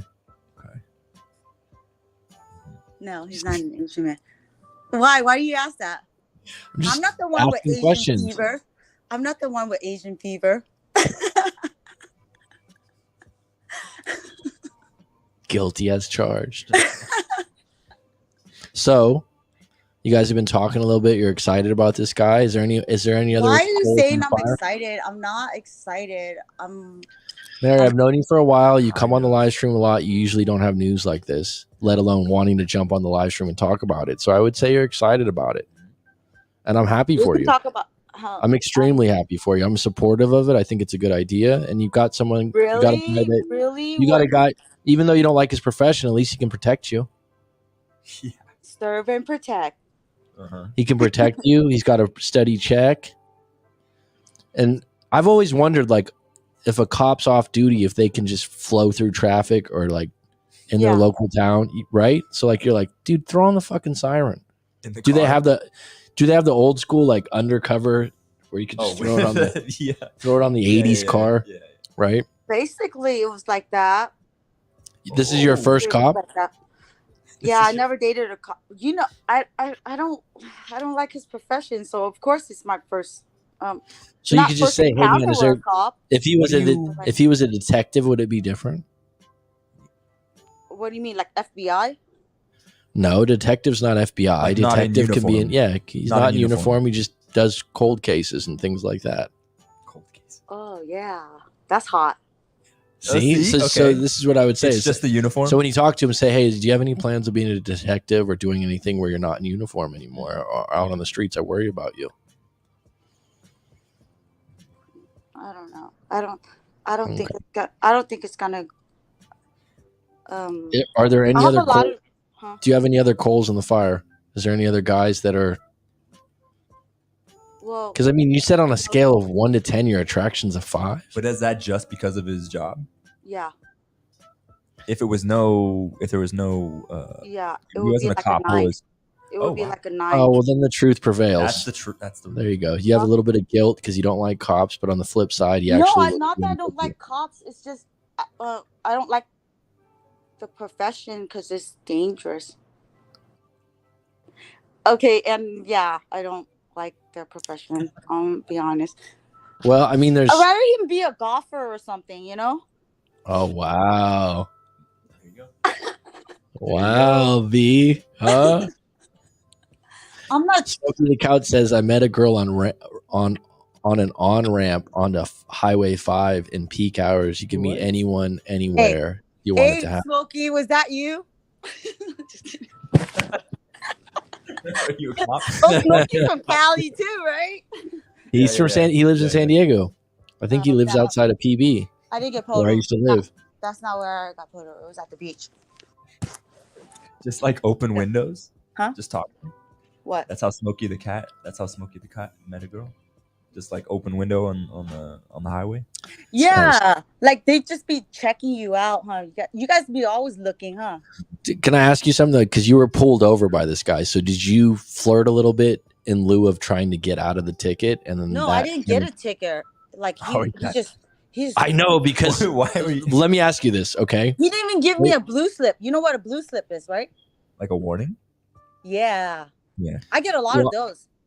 Okay, so when he came up to the car, what did you do wrong? What did you do wrong? Yeah, I didn't do nothing wrong.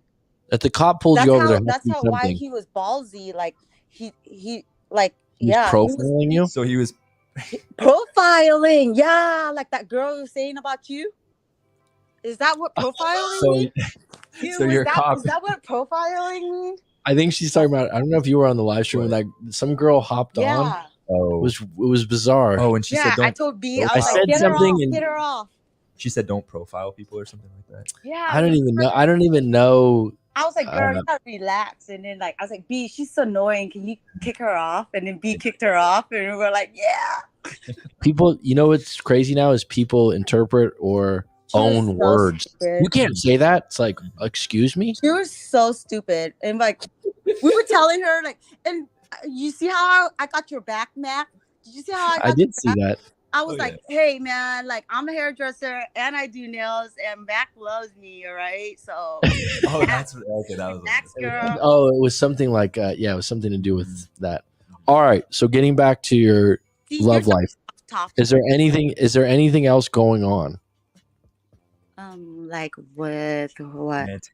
Romantic. Are you seeing anyone else right now? Is there anything else going on? This is Remember that guy I was telling you about last time we talked, but then I didn't tell you. I don't remember that. And then you're like, A oh, new guy? maybe you There's a should. new guy? Hmm? There's a new guy? Well, I mean, no, he's not a new guy What's the longest you've been single? right now. Which is? Like, I haven't dated. I mean, like I've been dating. You know. I know, hon, but when I say Serious. dating, I mean like when I say what's the longest you've been single, I mean a boyfriend. Serious. Oh, like the longest I've been with a boyfriend? Without. Oh, without? Right now. And how long has that been?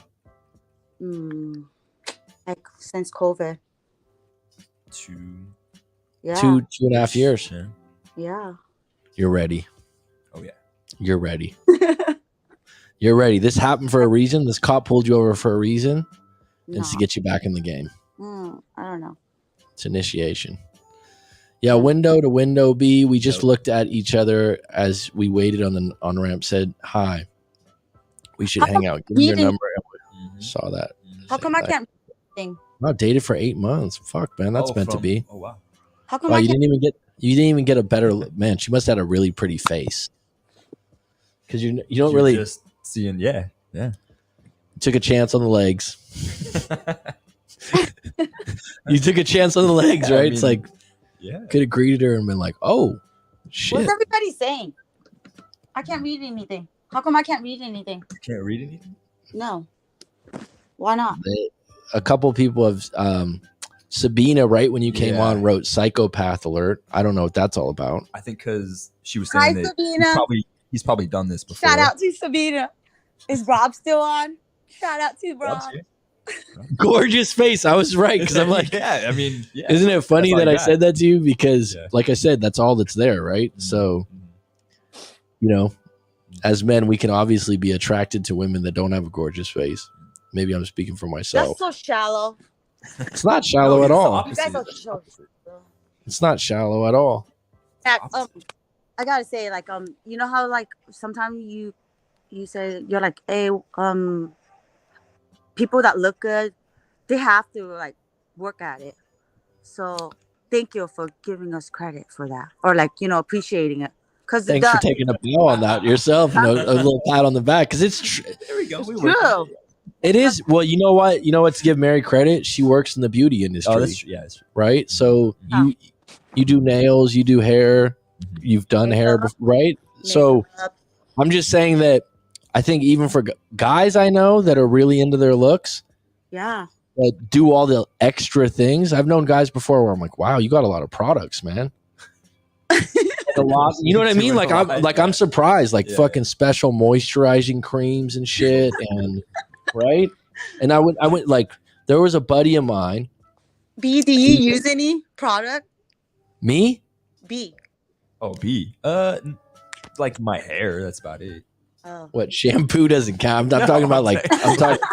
Sorry, I was talking about like moisturizing cream. yeah, like like some stuff that Your face is always looking moisturizing. Mac, do you use product? no, not really. I go on the beach a lot though. I think that helps. Maybe that helps. I go out in nature a lot. I think getting outside and getting sun helps Definitely. for me. Yeah. But and I don't drink a lot. Right? Alcohol is probably one of the biggest ones for If you drink starts to get to your skin. Yeah. Dude, like that's so real. That's so true. It is. Like, when I stopped drinking, like people start to notice, or like they'll say like, "Oh, you look like you're glowing." Well, I'm not just saying that, like seriously. No, I'm just saying that people will notice, like if you drank for a while, Mm-hmm. and then they see you There's a and you have to difference. drink, they'll go, "Wow, you look great," right? Yeah, Because for some even if reason. you don't drink And I was like like, an I remember alcoholic, it thinking, still eats you up, man. It's really bad for your looks. So, getting back to that, I think. So I was saying that this friend of mine, right? He was in his 50s, and everybody would be like, "Man, you look like you're 38 or something." He looked good for his age, and women would really like him. But he Took some.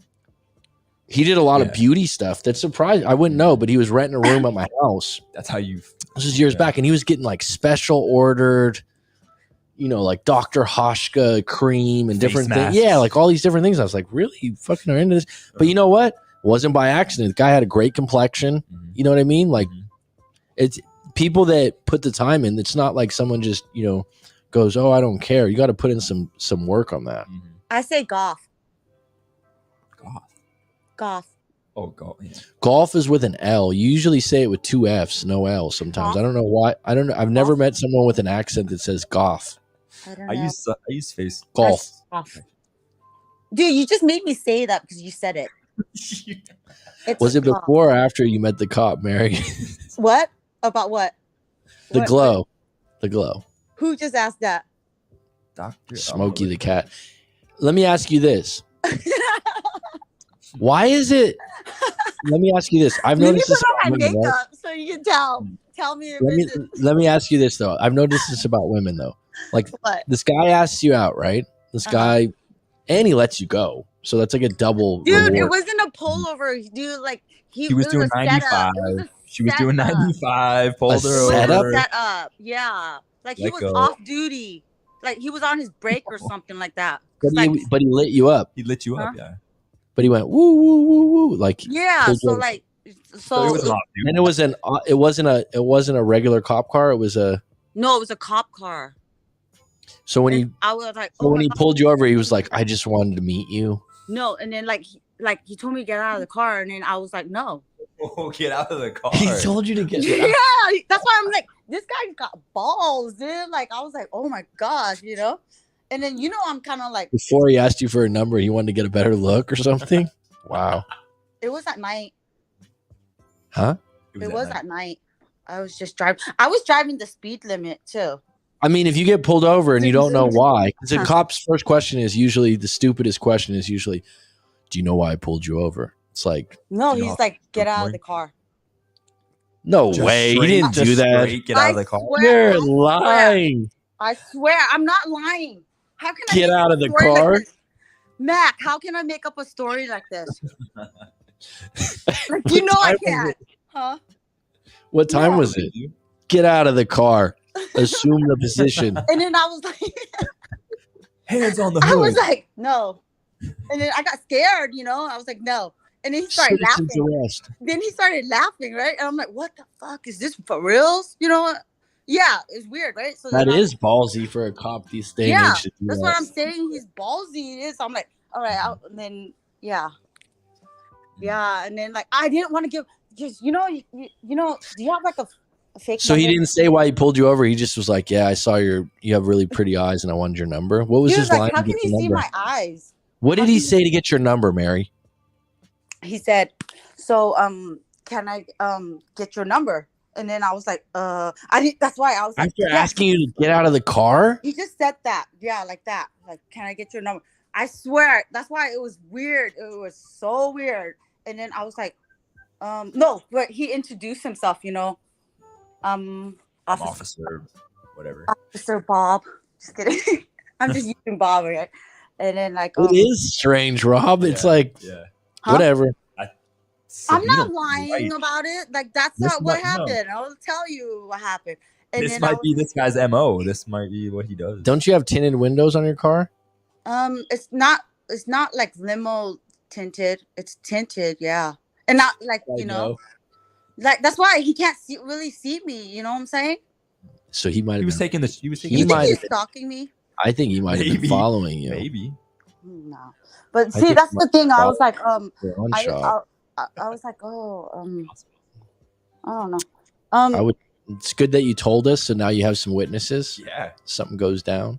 Okay, keep this on live. I mean, keep this on online. But like, okay, so I go to this gas station. There's more. I go to this gas station that he apparently I you know, like he's there. It's like because he patrols around Like the that's his area. area. Yeah. But I go to this gas station because I go get like Powerball tickets, right? And So this is something you no, frequent. Megaball is 1.1 billion. Tomorrow, get your tickets. Get your tickets, guys. How are you gonna win if you don't play? That's absolutely true. Let's stay on the story though. 1 billion. Let's get back to the gas station. Okay, so there's this gas Did a station. little back research on the fact that you went around his beat. We would call that a beat. So he'd seen you before. Cop Yeah, lingo would he say, had that's seen my me before. beat. He had seen you before. He had seen me before. For him to, yeah. But So he like, was making you play. I have, yeah. So You got a fan club. I guess so, but I don't have an OnlyFans. She would never deny that. She's like, I guess so. I guess. Great I guess. confidence. It takes time. It takes a lot of work being who you are and what you do. Yeah, he knows I do nails. Well, I mean, it Because could my be a nails decade is always way that done. your nails are done because you always have your nails done. I guess I don't know. You know what gets me about like getting off topic a little bit because Okay, I like when women get their nails done, just French manicure or just like clean. Oh, Mac, you know what French manicure is? Is Rob still online? Rob doesn't know what French manicure is. It's just basic white. Well, he knows now. It's just basic. It's just basic. It's the white tips, isn't it? Yeah. Do you know what French manicure I would is? say a woman with like a little bit, her hands are a little tan and like well manicured and everything like that, and the nails are perfectly like white. She doesn't need it. So basically, like a hand model is. Not everybody has hands really like, clean. Not everybody But, has like, hand models. This lady, I was at yoga Yeah. yesterday. I was at yoga yesterday, and thank God none of them listened to this. But dude, she has fucking. Dude, what if he listens to this? What if There's a he new hears popular look there. It looks like claws. What? She's got like Wolverine nails. Like really long. Yeah, they're long, and I mean, it's a. What are you gonna do with your hands, hon? You know what I mean? It's like if you're doing. Do you know what I'm talking about? The long Wolverine nails. Now, it's not attractive. It's not a good look, and it's scary. I have long nails. Do you have the claw type ones? Self-defense, Mac. Do you have the claw ones? Because guys look at it. It's like if you ever.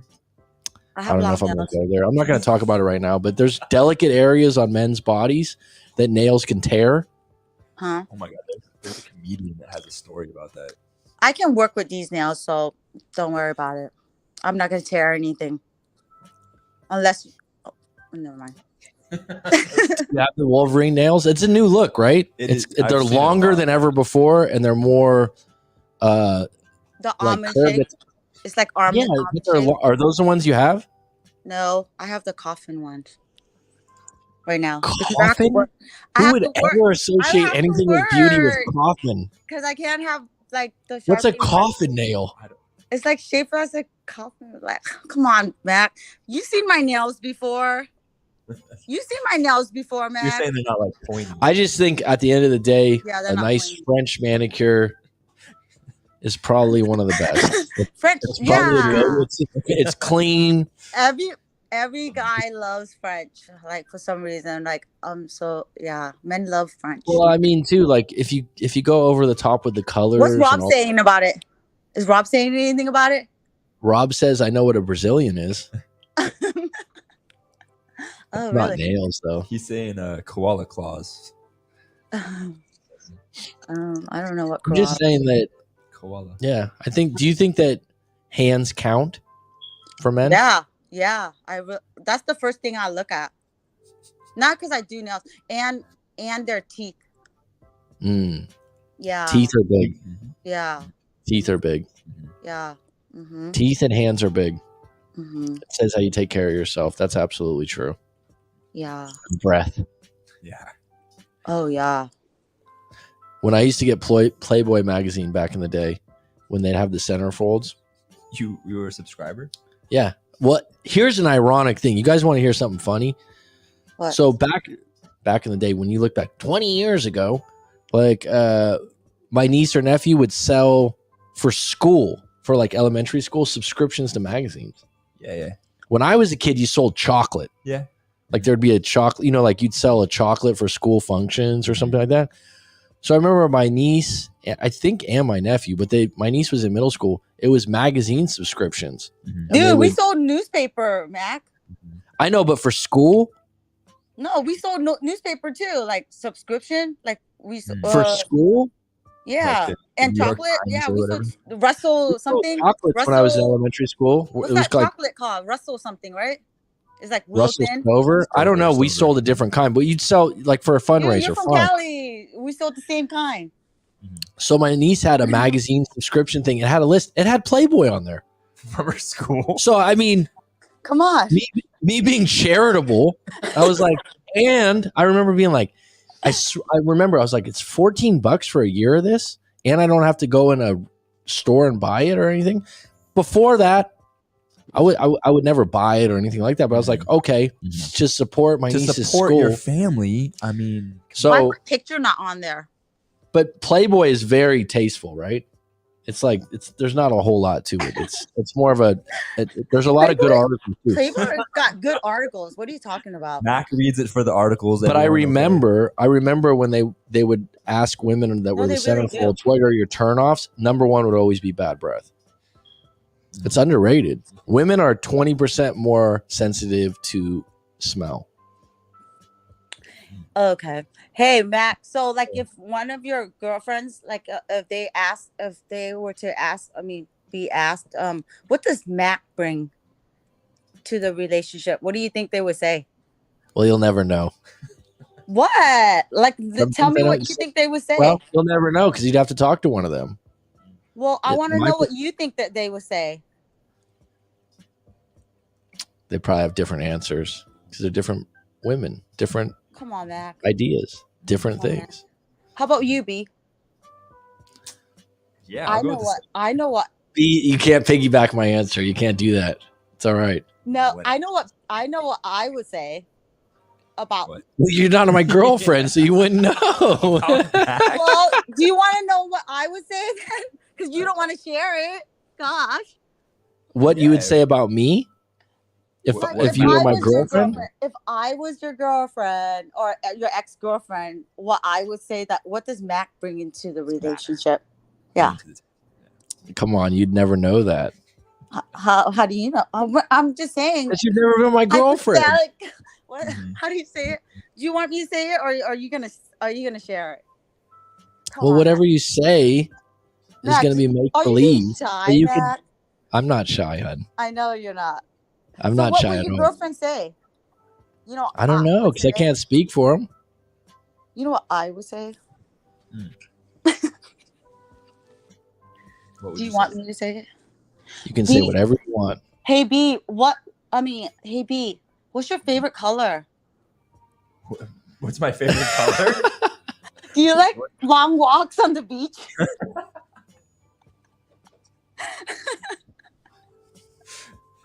No. Love long walks. Love it.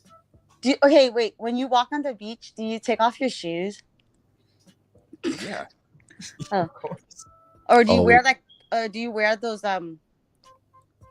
water shoes? Crocs? No. Crocs? No, I don't even own a pair. Do you? Crocs are popular now, but when I see Crocs, there's some okay looking one. I saw this girl with kind of like Mary Jane kind of looking one. They look all right. It's funny how things that in the beginning you're like, wow, this style's really catching on, and then you'll see more and more and more and more and more, and then you'll go, wow. And if the person's attractive enough, you're like, oh yeah, Crocs are okay. But for me, Crocs or Velcro, never. Can never be. What's wrong with Velcro? Like, you mean Velcro? Do you wear Velcro sandals? No. Yeah, why not Velcro, man? I haven't found one that I'm attracted to or that's attractive looking. What's the name of those Velcro sandals? Trying to think of it. Whenever I see Velcro sandals, though, I'm like, come on, man, just get a pair of flip flops or get some shoes. What? Velcro. Hey, You how know- does I've never. Would you ever wear a pair of Velcro B? sandals? What are you? B? Are you with wearing sock- shoes I right wear now? socks. Is B wearing shoes right now? Is B I am wearing not. shoes right now? No, we're actually in Asia or in Thailand, I guess specifically. You don't wear shoes inside. That's true. Yeah, we don't wear shoes.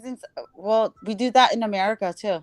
It's true. When I go back home Yeah. and I visit California, You people guys are take always off like, your "Why do shoes, you right?" They always go, why are you taking off your shoes? I'm like, why do you have your shoes on in the have your house? shoes It's on. disgusting. Yeah. I've changed. It was funny because I Accustomed to remember, the Asians. yeah, no, I Yeah, remember yeah. I used to have a neighbor when I was a little kid that was Yeah, you take off your Japanese, shoes. You know why? and he'd always take off his shoes And you're before like, he came what the over. fuck? Yeah. What are you doing? Whatever. Yeah. I mean, no one in the Yeah. family would be like, oh, you need your shoes on, but he'd always take them off. Yeah. You have house slippers? House shoes? No, Oh, okay. just barefoot and just my house is all tile Mhm. and slate. Houses like that. too. Yeah. Especially those new don't know. furry Crocs. I don't know. Some people have like pins on their Crocs now. Pins. Hey, do you have a pair, Mac? Just tell the truth. Yeah. I do not have a pair of He Yeah. does, Crocs. Bobby. He does have. About Crocs. I mean, It's I one don't of those know. shoes that's been around a while, and I'm like, they'll never look good. I always thought they were originally made for gardeners, right? Like to be in a garden. Oh yeah, actually, yeah. Like when I say Yeah. gardener, not a working gardener, but like, People that are that's what I thought. But like people wearing them now, it's just one of those things. It's not condemnable. What's the It's just chat one of saying? the- Huh? Is the chat saying anything? What are they saying? How come I can't read the chat? Like, why am I blocked? I don't know. I want to get involved with the chat. What are they saying? Can't help myself about it. Yes, a woman, but for some reason it's inappropriate gender based. What? What's inappropriate? What's inappropriate, Matt? I don't know. We're trying to figure it out. Are they talking about me? I can No, be inappropriate. No, just the chat. What? I'm inappropriate sometimes. Sorry if I offend anyone. No, I can't help it. No. You can't handle the truth. Okay, so I don't know, this is a random side thing that has nothing to do with you. But they're pretty talking I about want the truth. they're You talking can't the handle chat the right truth. now is talking about hair on a man's body. Oh yeah, I Oh. hate hair. Okay, That- if anybody, I hate hair on like fingernails. I mean fingers. Oh. What, Mac? You got piano fingers. Don't tell me. Yeah, I do have fingers. Really? Let me see. I can't even see it. Piano fingers. No, not like a lot. No, I mean like where you No, can my- see it. I can't even see it. Yeah, I don't like that. I don't like that. It's funny, So- isn't it funny for men and women if you talk to them individually? Because everyone always talks about, oh, men like this, women like that. Mhm. The little turnoffs you have, Uh-huh. like little things, Yeah. like raunchy feet. A little thing. I know that was so hilarious. Some people when you overlook said it. that. Like I've got buddies where I'm like, But damn. Matt, you got you got good feet, nice feet, because you showed it to me one time. You're like, hey, I got showed really you my nice. feet. Yeah, you pulled it. I go, nah, let me see it, and then you showed it to me, and then I was like, oh, okay, you do. How much did you pay him? How much did you pay him? I do have nice feet. No, actually. he does. He has going like to the nice beach. feet. Because we were I do talking have about very like clean feet. pedicures or something, and then you were like, Mary, I A got girlfriend like. I had, a girlfriend I had was like, wow, you Show have it really back. nice feet. You have really nice feet. Yeah. Like if a guy has nasty feet, I'll be like, man, you gotta come see me. Come see me on the house. See, Post Malone and Crocs like had a collaboration apparently, No way. and they sold out. That's what he's saying. Who? What? Post Malone had like a collaboration with the Crocs, and they sold out immediately. Well, I told you like they made these Mary. I saw this client. She had like these Mary Jane kind of looking like. They look all right. I mean, Well, the first time I saw, are If they there called was, like- Yeezys? The ones that are Oh yeah, like jagged on the bottom, and they kind of Or look like a Crocs. different pattern. Yeah, There was this guy, he had like dreadlocks and stuff, and he was looking really cool and everything. It was here in Phuket, and then Mhm. I saw the shoes. I'm like, this guy wearing Crocs? Mm-hmm. You know, and then I was like, oh, they're generic Crocs because it doesn't say Crocs. And someone's like, those are Yeezys. They're like, really expensive. Yeah, they're like 8,000 baht. I'm going to say how much it would be in Thailand. I was like, what the hell? Wow. To each their own, you know? You know, you've been out of the shoe game for a little bit. I have. So, I have. Yeah, what's up with that? Well, in this land, you wear flip-flops a lot. Oh, okay. 80% of the time. Yeah. You wear flip-flops a lot. I mean, you wear... I got my hiking shoes, and then I have my little boat shoes. But what you kind put of your hiking feet shoes in. you got? Nike. Yeah, what are they? What kind of Nikes? I'm not going to divulge that. That's personal. Come on. Now you're taking it too far. Now we're losing viewers here. Everyone's dropping off. They're like, wow, they're going to get into the real. Come on. Okay, fine. What you guys want to talk about my cop again? We did get a little off topic. My cop? Now you're claiming? the cop. Jeez, that went pretty far pretty quick. Now we know your real intentions. It's called a Freudian slip. That is 100%. So we went from I don't like his profession, which allows you out. If things don't work out, if things don't go your way, you can go, I never liked him anyways because he was a cop. But if things do work out, you're like, you know what? I gave him the benefit of the doubt. I gave him a chance. So you win either way. You're the you're the good Samaritan. Right. So you're creating two different narratives that allow you two different paths. It's very clever. It's very crafty. And now you're making it public. Well done. Oh, shit. Well done. So it doesn't work out. Oh, you never liked him anyways. He was a cop. Oh, shit. Like, oh, okay. Yeah. That works. Has he called you yet? Yes. Oh, and you haven't even told us what you guys talked about. This is why I wanted you on the show. We're all waiting on bated breath here. What did he say to you? What was his lines? Like, hey, what's up? Have you ever been with a cop before? We talk. You know, I'm a talker. So you guys talked for quite a while? Who gets on the phone with me and not talk a lot? Well, you know what's interesting now, and Rob would know this. Why you say that? Well, let me finish, please. Right? Rob would say this too. There's a lot of guys being coached or reading certain books that say, don't talk on the phone, just make dates. So for him to I just had a client yesterday. He's like, I've learned, which means I read a book or I follow someone on YouTube, to not talk too much on the phone and just make dates. So like right now, there's a lot of guys that do that. They're like, dude, I don't talk on the phone. They're following. Isn't Corey Wayne in his book one of these things? You're right. We do text a lot. I'm saying he wanted to talk to you immediately for a while. And I'm just curious, what was the game he ran? Because he's running a little bit of game. He was interested. He called you. He asked for you. So we're getting a little bit of behind the scenes.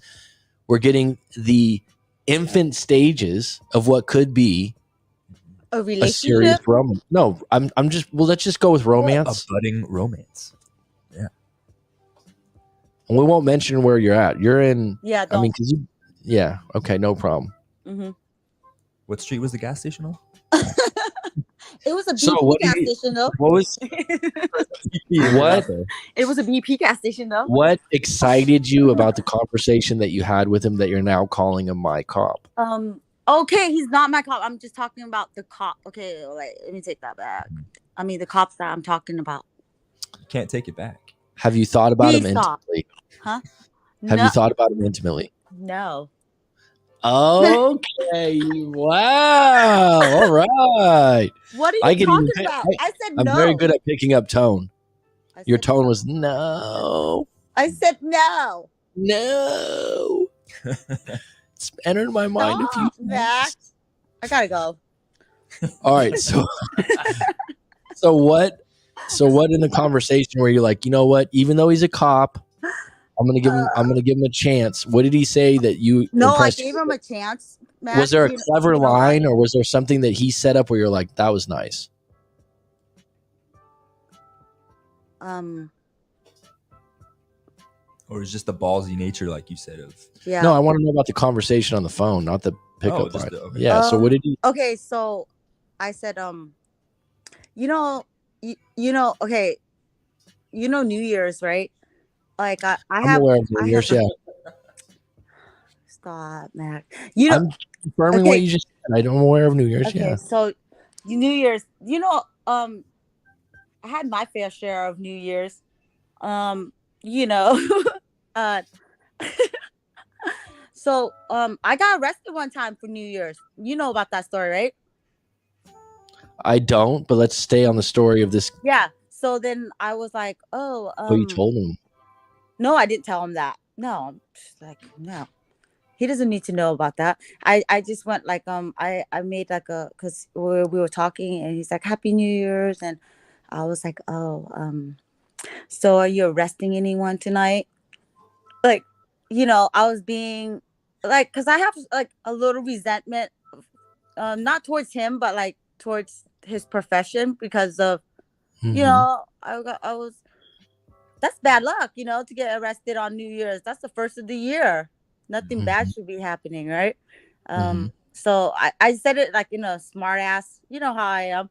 And like, he was like, actually, no, not arresting anyone tonight, but I will be. What did he say? Oh wait, that's giving out too much information.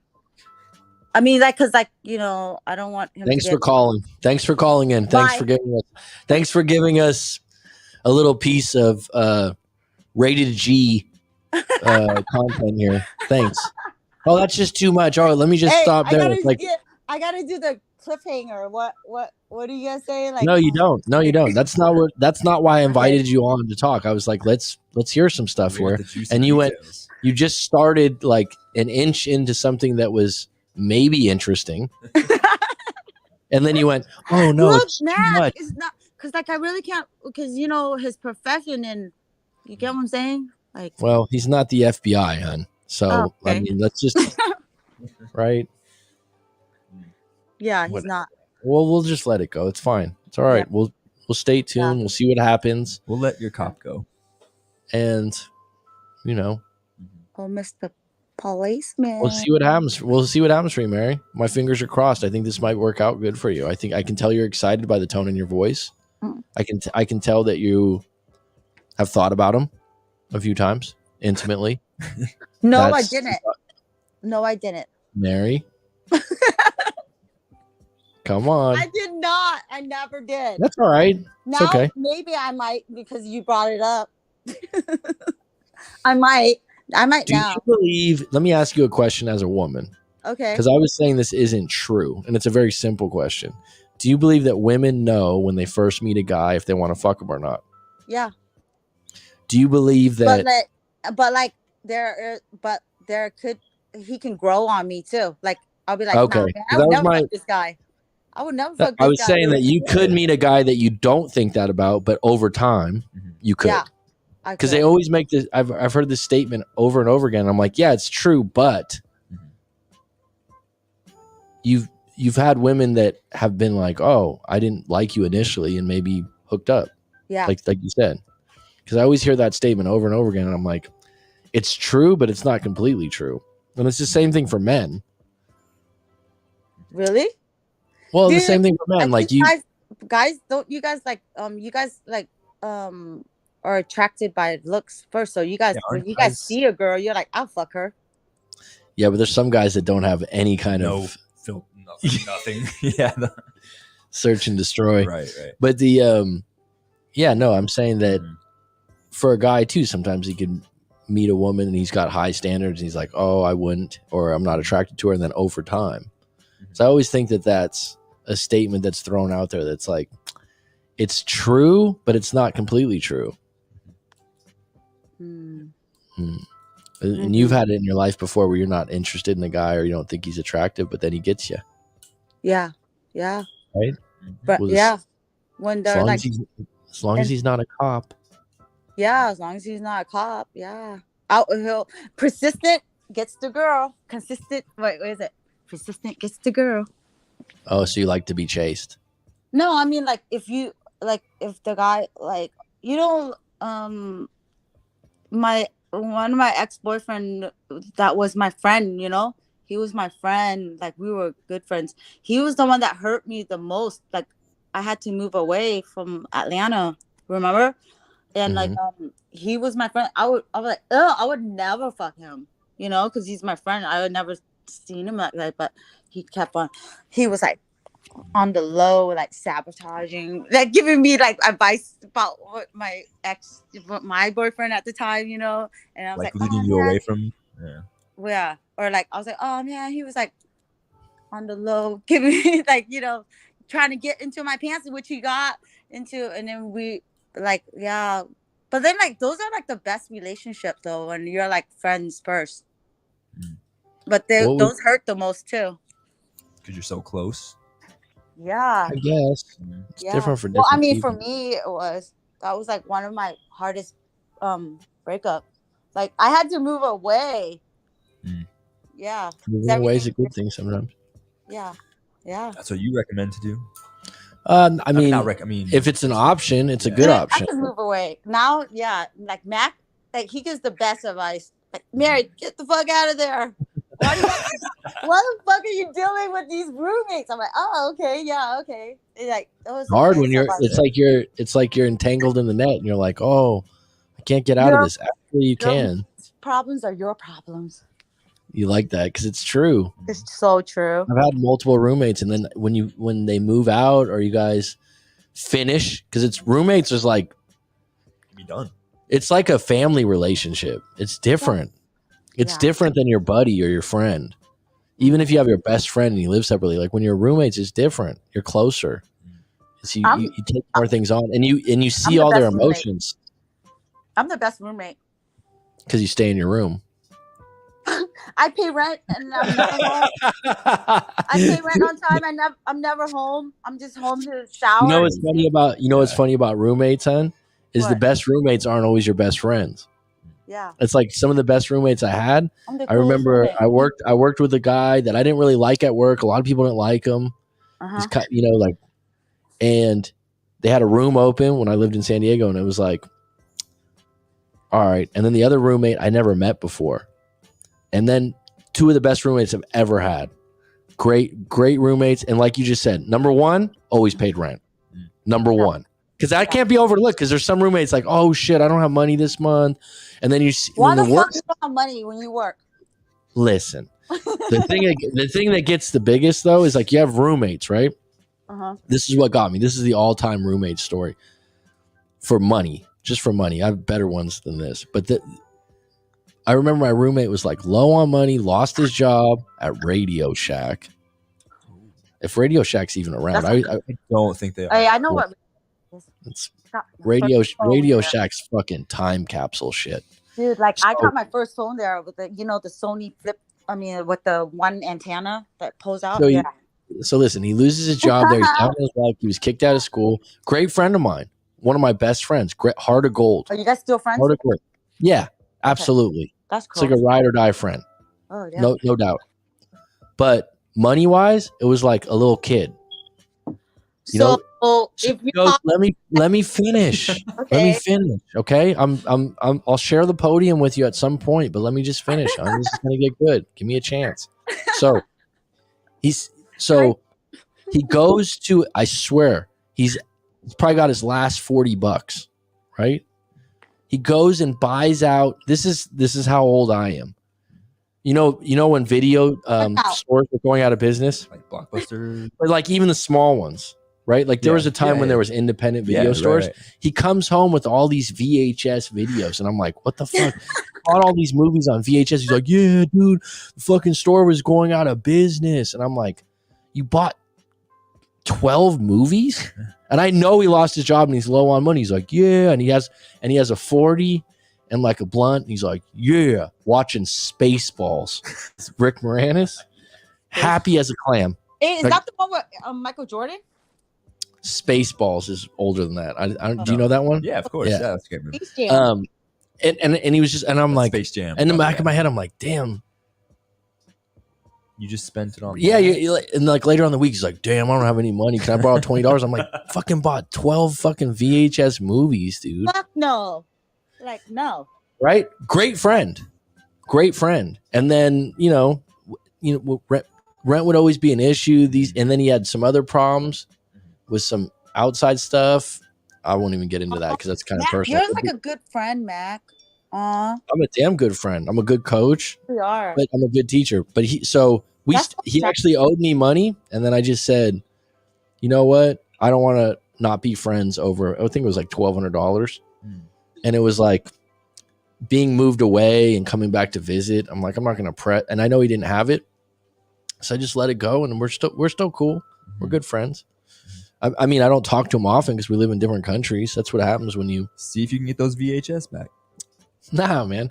My point is, great friend, not a great roommate, and not. And then the other thing about the other roommates that paid on time, we all cleaned up after ourselves in common areas.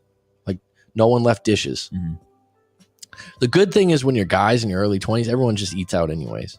Yeah, like you don't really cook that much.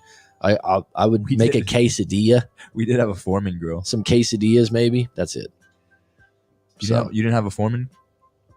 No, but I've told you before that I knew people that had foremans that they never cleaned for a year, and that was disgusting. Random. Are you still on, Petty? Yeah. I didn't Wow. You got mad at her for she just went space. She went out in space, man. She's on her phone talking to the cop. All right, I'll let you go. No problem. No, I was like replying to a text. Huh? Hey, officer. You were talking to Officer Bob. No, it was not. It was someone else. Okay. What's up, Chaley? How you doing? Happy New Year. Happy New Year, Chaley. Hey, Chaley. Who's that? I don't know who Chaley is. Someone just jumped on the chat. Happy New Year. Is Sabina still on? Sabina's on. Oh, yeah. Hi, Sabina.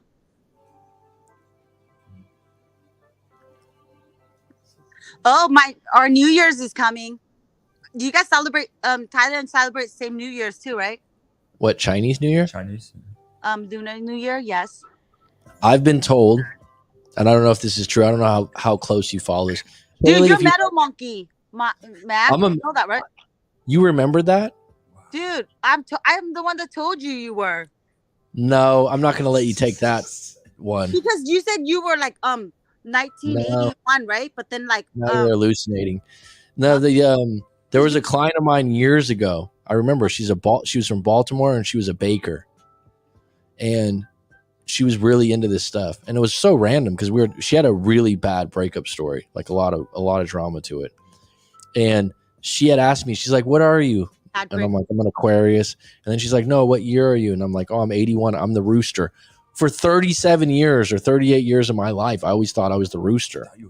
I thought I was a rooster. That's what we were talking about back. Remember? I thought I was a rooster, and she goes, "Excuse me, honey, you're actually a monkey." I said, "What?" I said, "I never knew this. This should explain why that's my spirit animal." That's my spirit animal, actually. I've went into trance before and saw the monkey. I thought you were really? I thought you were an earthworm, not a. I thought that was your spirit animal. I'm a wood rat. Is it just a rat or a wood rat? I didn't know there was both. Ooh, bees and hawks. Who's a wood rat? Isn't it just a rat? So why would it be a wood rat? Does that have to do with something? Different elements, Matt. Fire, wood, is it true or not true that the metal monkey's special? Yeah, we're special. You're the same? A metal monkey? It's a metal monkey. It's a big. And hey, all right. So if you're into that, so if you're into that, we're compatible. I've been told by a reliable source that's very into this stuff. Okay, that this year is the year for the monkey. That actually the monkey is going to have the biggest year. Next year will be better. That's just what I've been told. I don't know if that's true or not. Maybe it's okay, but like next year will be better for us because it's the year of the dragon. Wait, so 2024. Is next year the year of the dragon? I don't know. Let me think. I think this year's the year of the monkey, and next year's the year of the dragon. No, this year's the year of the rabbit. Actually, the woman that told me this is a dragon. Yeah, we're compatible with dragons. Dragons and rat. Dragon, rat, and monkeys. She's told me this before. She's told me that we're very compatible for obvious reasons. Is Rob still online? Rob's the dragon. Rob's a dragon. Yeah. You're a metal monkey. Mm-hmm. As in what type of special, though? It's a special monkey, dude. It's the metal monkey. You're just not a regular monkey? It's not. You're just... We're not. And we're like Monkey King style. We're like Monkey Kings. Okay. and You seen the Monkey King movie? Yeah, we're I'm like I'm 0201 1981. Think about that. That's a lot of ones. That's a lot of ones. Not many people born on the first, Mary. I know, and the first 020181. People go, "Oh my god, you got so many ones." I know.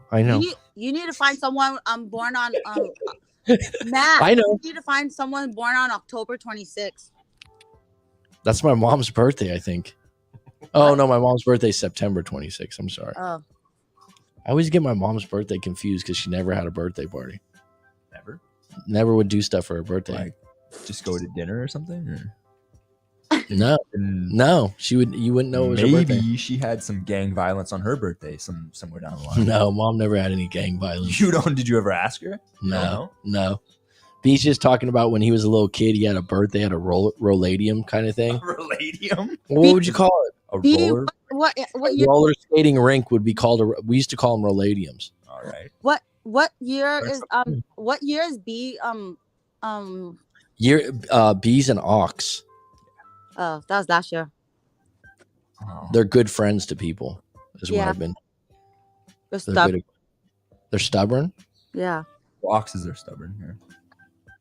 I mean, I'm stubborn too, and I'm a monkey. What's compatible with a rat? Shaylee says monkeys and dragons.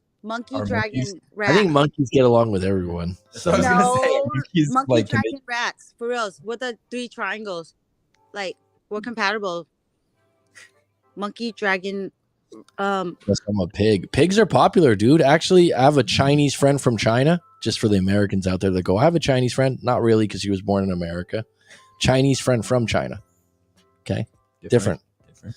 And she was telling me that, because I was like, in China, she said that they'll hold off on having a kid to get the right year. Yeah, like my parents. Yeah. Oh, wow. Okay. My dad's a dragon, right? And when they had dragons are very proud. Dragons are probably the proudest, huh? I mean, they're kind of cool, right? The dragons. Come on. That's kind of I mean, there's not a real dragon in the world, though. That's kind of weird. All the other animals are real animals, and are dragons real? But do you see, like, they're kind of cool. They are. But do you see, like we're in that triangle with them, like monkey, dragon, rats. Monkey, dragon, rats. Okay. Yeah. So we're kind of cool too. It was a proud day when I found out that I was a metal monkey. A monkey, yeah, I was a monkey. But getting back, Smokey the cat goes, I guess I'm a pig. So this friend of mine, I said, in China, what's the most desirable one? I was shocked. She goes, pig. And I said, people want to be the pig? And she goes, yeah. And I go, why? And completely deadpan, stone face, stoic. She goes, because pig don't have to do too much, and pig get anything, but don't do too much. They're like they're very lucky. They don't have to do too much. They don't have to do anything. So I was like, kind of like a pig, like they eat a lot and they just lay around. Yeah. And I'm like, so people want their kids and get paid, and they're lucky. Yeah. Yeah, that's what she said. So she's like, pig's one of the most popular, and I was like, wow, dude, you would never think that. So congratulations, Smokey the cat. If you are a pig, you know what I would tell people though? Smokey? I would say I'm a hog. That used to be a term that we used to use when I was in high school. This guy's a hog, as a cool thing. You don't know that one, huh? No. Yeah, B's like, no. B went to private school. B, you went to private school? Went to private school. He doesn't know that kind of lingo. Actually, for a long time, he was guarded. There was only like 5 kids per class. Secret Service out in front. Dang, B. I knew you were special, B. You've known Mac for a long time. Don't listen to him all the time, man. I remember that was a term, like, I'm a hog. And when Bay Area rap came out too, like, that was a term, to be a hog. Like, you get yours. Like, you do things tough. Ox are cool too. Ox are cool too. Thank you. Thank you for saying that. God. Huh? I'm just saying thanks. Is there any bad one? What's a bad sign, or what's a bad name? Come on. I don't want to say. I don't want to offend anyone. Snakes. I'm not What's your definition of the I'm not monkey? stereotyping. You know what, Trudy? I mean, I don't really have a definition. I don't follow it closely. You know what I would basically do if you told me that? I would look up on the internet and Google meta monkey and tell you what I read, but I don't know. I mean, they're supposed to be clever, which is a monkey, right? Creative. I think pretty good with creative. people. Pretty creative.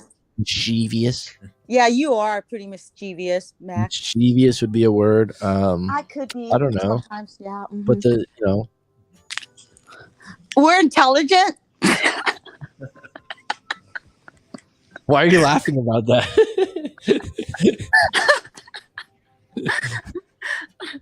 The funny thing about intelligence is field based. There's no one with all intelligence. Yeah, really people that when you meet people and you're like, wow, that person's smart, they're actually people that are just good at learning things quickly. Like I knew this guy who I would say was very smart, and we automatically think that someone that's intelligent or smart, like, oh, they're great with computers, right? Like a programmer, ultra intelligent. Those same people generally, not always, are not usually good in social situations. Yeah. And so someone will be like, oh, they're so intelligent, but they're not intelligent in everything. What? That's true. You know what I mean? So intelligence is kind of when someone goes, oh, that person's highly intelligent. About what? But you can also say that they learn quick. Now, there's people with like massive amounts of carnal knowledge. Like my father read the newspaper every day for years. He knows random stuff. He has carnal knowledge that's just like, what the fuck? Oh yeah, that the things he has on tap in his head that he comes up with, everyone goes, whoa. You know what I mean? It's just he read 2 newspapers a day every day. And now someone's like, oh, is that how you get smart? I don't know, but there's a lot of you lock that in carnal knowledge, right? Yeah. And that and also extrapolating, right? Keeping it. Yep, book smarts and street smarts, and there's other smarts too, right? It's like that's true. Intelligence is varied. It's like if I went into your nail shop, right, and I was like trying to do hair or I was trying to do nails, you'd be like, Mac, come on, like get out, like serious. And I'd be like, come on, this is easy. You'd be like, no. No, I'm gonna do that. If you really wanted to learn, I would honor and respect those that do your job, but I probably wouldn't be interested in cutting nails or hair. I'm not very good with those kinds of things. Oh, okay. Yeah. That's artwork, man. Yeah. That's not your creativity specialty. No. Nope, it's not. But put you in a room with people, you can talk our ears off. I've always been good at talking since I was a little kid. Let's fucking go. Yo, let's fucking go. Is that what it is? What? Do you have an idea and that's your definition? You fit it? What? No, I don't. Trudy, honestly, with the monkey thing, it's just secondhand information that someone else has told me that's into it. She asked, I'm a monkey too, Mac. What's your definition of the monkey? I said earlier. We're cool people. Creative, clever, but like. We like to play. We're playful. And I have a friend that's really into it that has like books on it. And she'll say like, oh, monkey's this, monkey. And I'll just take that as second information. Like, okay. It's the truth. You know what I mean? Yeah. I'm not against it. I'm not for it. I'm not living my life against it. But you know what? I'm damn proud to be a monkey. Shout out to all the monkeys out there. I like to say, hey, I'm a metal monkey. Nice to meet you, Mac. You know what? Right? There is a difference of all the other monkeys. The metal thing is different too. Yeah. Like and the wood monkey and the fire monkey, there's difference. Yeah. We're special. Yeah, we are. And being born on the 1st. People are like, you're February 1st? Like, wow. It's highly unique individual with 81 at the end. 80s babies are the best babies. 80s. Please believe. Hey, you want to hear a story? Are you gonna whisper so no one else can hear you? Is that what hey, hold on. Shh. Hey. Was that whisper? Hey. She's been holding this one for a while. Was that whispering? What are you gonna tell us? Okay, so I went to okay, so I'm Catholic, right? So last year, I was like, I want to go confession. You know, so All right, tell us what you told them. That's all right. It's all right. This I'm is gonna go actually in the your picture's so I not go- being shown, and That's we'll. only for the priests and God's ears. All right. Yeah, not- but it's all right. It's all good. I'm not gonna tell you guys. Like, I'm gonna tell you the story, all right? So I go to. I'm like, hey, I want to go confession this year. You know, I just want to go. I mean, so I'm like, okay. So I go to the church, right? There's a long ass line, right? And then so I tapped the girl in front of me, like, cause I kind of know her because she goes to the same church, right? And I was like, hey, she's Vietnamese, so I said, hey, there, is there another line? Like, why is this line so long? She goes, yeah, there's a Vietnamese father over there. I go, then how come you're not going over there? She goes, nah, you go, cause you know. So I'm like, oh, okay. So I go in. I'm waiting because he had like a patient, not patient, a parishioner, right? Yeah, confessing. So I go in and I'm like, yeah, Father, I have sinned. And then I'm telling my sin, right? I confessing my sins. And then I'm like, okay, so I'm done. And then he goes, he goes, okay, so you know, you do you have to do penance or whatever, right? So he tells me like 3 Hail Marys. Mac, you know what Hail Marys are? Hail Mary, full of grace, hallowed be thy name, thy kingdom come, thy will be done. Is that it? That's our Father, Mac. I've been out of catechism a while. Go ahead. Yeah, but like, so he goes, 3 Hail Marys, and then I was like, okay, and then like I was like, oh man, maybe this father, like I was like, maybe he doesn't understand English, you know, because like he's Vietnamese, right? And then like, cause I did it in English, you know, my confession and everything. So I wanted to be like fair to Jesus and God and the, you know, so I'm like, hey, so after I finished, I was like, hey, so I said it in Vietnamese because I knew he was Vietnamese, right? And then I said, hey, Father, you said only three Hail Marys? And then he got taken back, right? He goes, like, because he didn't know, he didn't recognize, like, he didn't know I was Vietnamese, right? So then he was like, I would never think you were Vietnamese by your voice. Yeah. I'm just joking. I wouldn't know. Yeah. So that's why I thought like maybe he didn't like his, you know, he's a Vietnamese. What did he say? What did he say after you cracked the code on him? Then he goes, huh? And then like, you know, he goes, oh yeah, he said it in Vietnamese back, like, yes, miss, yes, don't worry about it. Just do those 3 Hail Marys. I'm like, okay. Sounds very professional. That's it. Yeah, that's why. And then he's huh? Like, I mean, you know what I joke around about? I was like, before there was therapy, right? Yeah. Before there was like Freud and all these things, that's what it was. Go do confession, just tell your sins, and then like, you know, like say whatever prayer or something like that. I've actually, I think I've only done confession once, and it was after catechism, like when you got your first communion. First communion. Thank Oh, you. there you go. I forgot about that. First communion. 7 years old. So you did it when you were I 7? got mine. I got, I was in that age range, and I remember like, we had to go to class and different things like that. And then you met with I think one priest, and like, I didn't have any real confessions at 7 years old. Maybe I stole a pack my of gum. friend's baseball card. I don't know. Okay, do you want to hear the story? Okay, so then I was like, okay, I'm like, so that means my sins aren't that bad because it's only 3 Hail Marys. And then like, okay, what it is? Well, here's the thing. I'm gonna because I've had fathers that made me do like 10 Hail Marys and 10 Our Fathers. That's like 20 prayers. Well, I mean, the only reason that you're and they're the same because sin.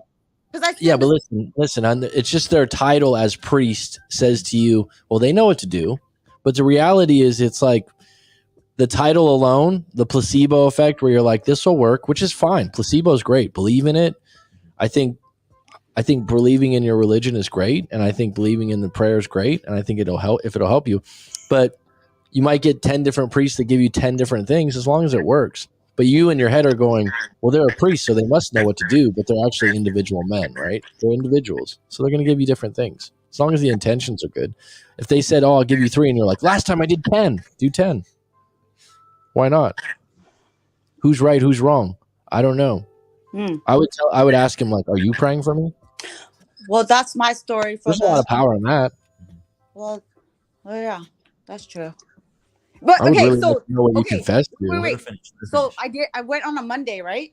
And then like when was it? Christmas Eve.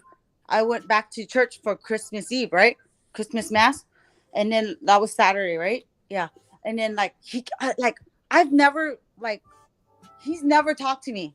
Like I've never talked to this priest or whatever, right? And then he came up to me and I swear to God, man, he came up to me, shook my hand and said, "Merry Christmas." Now he knows me. Like I'm like, aren't they supposed to forget your sins? You know, You thought because he shaked your hand and said that he remembered you from confession? Because he could have said that from just being nice. Yeah, he did. He did remember. I know he did. And you were like, yeah, like I'm like shit. Were you embarrassed?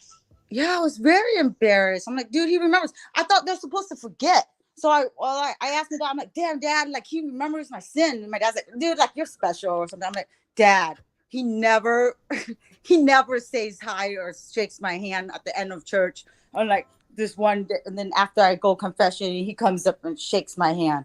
Come on. Is that a good thing or a bad thing? I would say it was a good thing then. He's dude, like you he remembers my sin. That's not a good thing. That's embarrassing. Some people have special sins. Excuse me, hon. It could be called compassion. Huh? It could be compassion.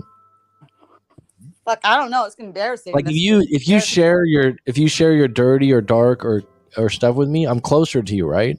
I'm closer to you. Like the clients that I have that you. Shit, Matt. I know. Yeah, but I'm saying like in general. I'm saying that it builds more compassion and it builds more closeness and it's more of an apt reason to say what he said to you. It doesn't mean that it's judgment or anything like that. It's not like pity or anything. It's just more like compassion. And now you have something that bridges you together more. Right? Like right now we're having a fun conversation. We're joking around a little bit. But if you talk about something serious, I'm not going to, you know what I mean? We're closer then. So he figured that you're closer after that, maybe. That's a good thing. You want to talk about something serious? Let's talk about. What should we talk about? All right, so I got a funny story because Smokey the cat. Now we're riding 14 deep.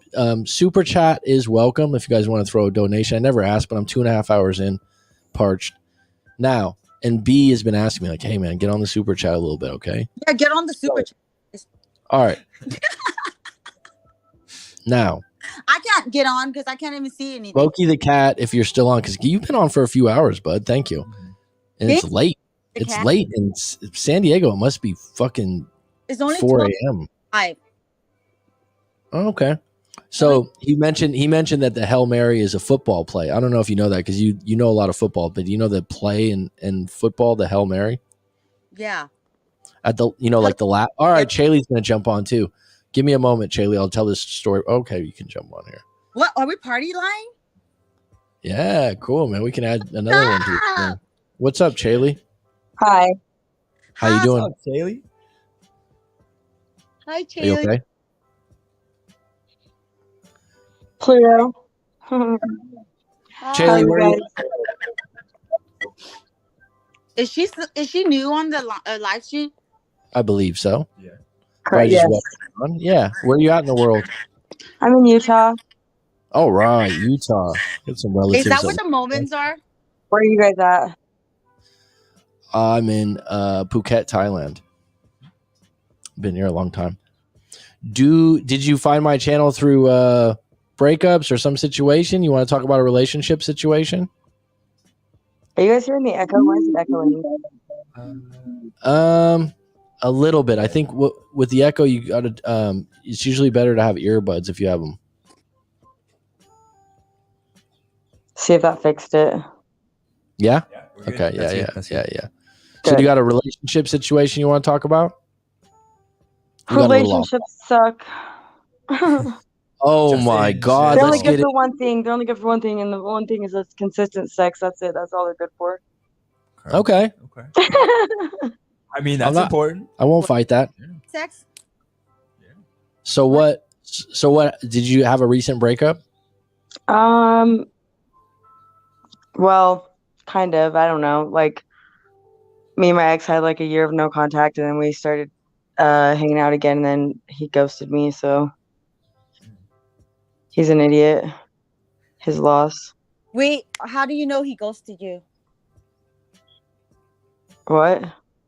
I mean, How? What? How? What? Because he ghosted me. sometimes like, He well, blocked me and he like ignored oh, me. That's yeah. yeah, he Did you did. guys have a problem prior to that? I mean, we separated a year before that. Was there So, was there a problem though, like oh yeah, we money, fought really badly. cheating, or We fought really badly. He's an alcoholic. okay, so that's the big one. That's the big one. Yeah, he's a really severe alcoholic. So that Okay. was really difficult, you know. And then I'm not perfect, obviously. Nobody's perfect, but Yeah. I Did understand. you drink with him? hmm? I mean, not that them. I mean, did you guys drink together? Yeah, I drink, but I'm not an alcoholic. I used to be, but I was sober for 6 years, and then Oh, I was like, "This is my karma." it's okay. So So yeah, so it's okay. so right now, where are you at with things? What do you want? Um, Well, I'm 38, so You're well, pretty still. yeah. I'm So just obviously, saying. I'm not old. I'll never be old, but that's older. 38. Yeah. You don't look That's like okay. 30. Thanks. I know I have a Virgo moon and a Virgo rising. That helps with that. Oh, okay. Okay. Um, I don't know. Obviously, I don't believe in marriage though. I'm That's a the thing. just saying. Go on. Okay, I'll let her talk. All right, we'll let Chaylee talk. We'll bring back Petty Betty later because it's hard to do three-way. Chaylee, go ahead. I was just saying I don't believe in marriage, so there's that. But Okay. obviously, I want to be like in like a stable relationship, you know? Mm-hmm. Yeah. So you want a stable relationship. You're out of this one. You revisited one that you were a year removed from. The guy Mhm. ghosted you.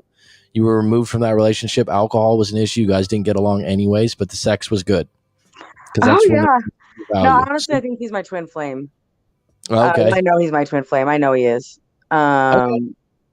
We both have memories of several past lives together. It's just there. So whatever.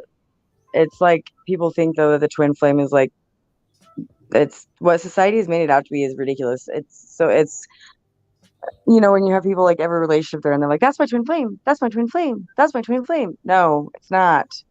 Um, and it's a very difficult relationship. That's all I'll say. Mm. And so now that you're removed from the twin flame situation, you think you'll get back together based on that? No, I don't think just because somebody's your twin flame, I don't think that means you're supposed to be together. I think that in my case, I think that I mean for both of us, we served as a like he was a catalyst in my life and I was a catalyst in his life for Okay. positive things. And then, um, I've done a lot more work within myself than he has, and I've faced a lot of my demons.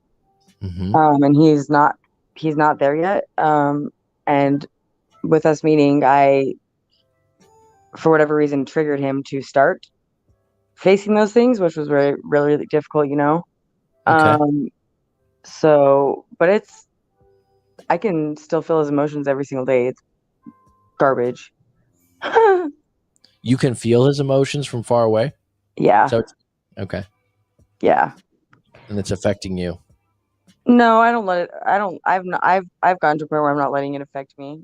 Because I have control over that. But I love him. I'll always love him. But I Good. don't think that. This is how I figure. Okay, unless he does the work to somewhat start loving himself, it's like this is how I figure it. If your twin is your other half, then how could I expect him to actually really love me when he hates himself? If Sure. I'm his other half, he's looking at himself. You know what I mean? Sure. And I know he does love me in his own way, but I also know he has a really hard time within like being around me and me being that mirror to him.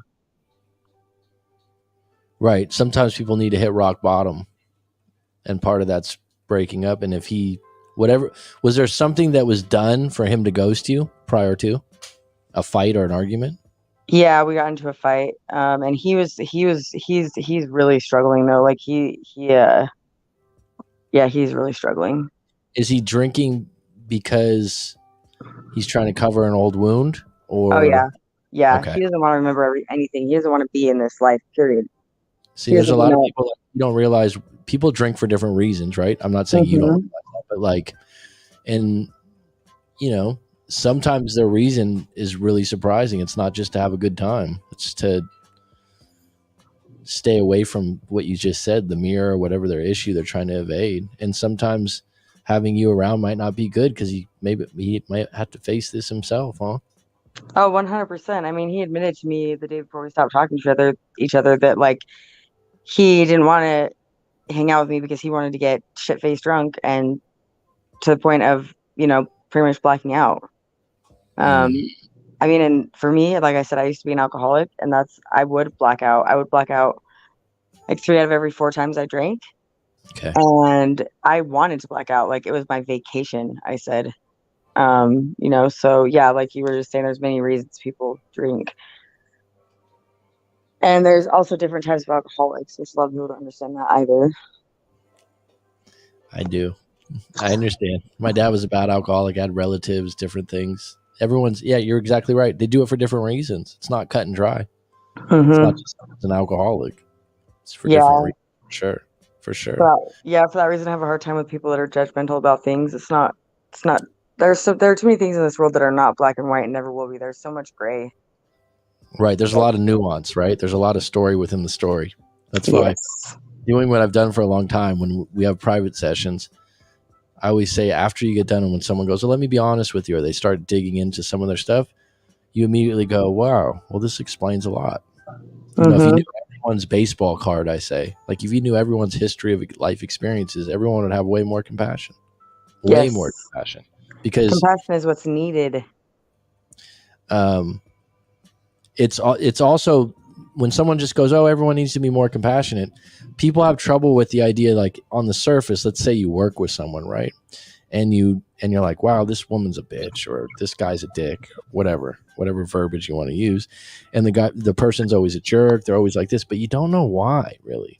You don't know what went into that concoction of their attitude or their personality. It doesn't excuse it, but you just know the surface. But if you knew that maybe they were abused when they were young, or they lost a loved one recently or something like that, then you'd be like, oh, I get it. A lot of times that's what it is. It's a history of life experience that they've been battling. They've been really battling.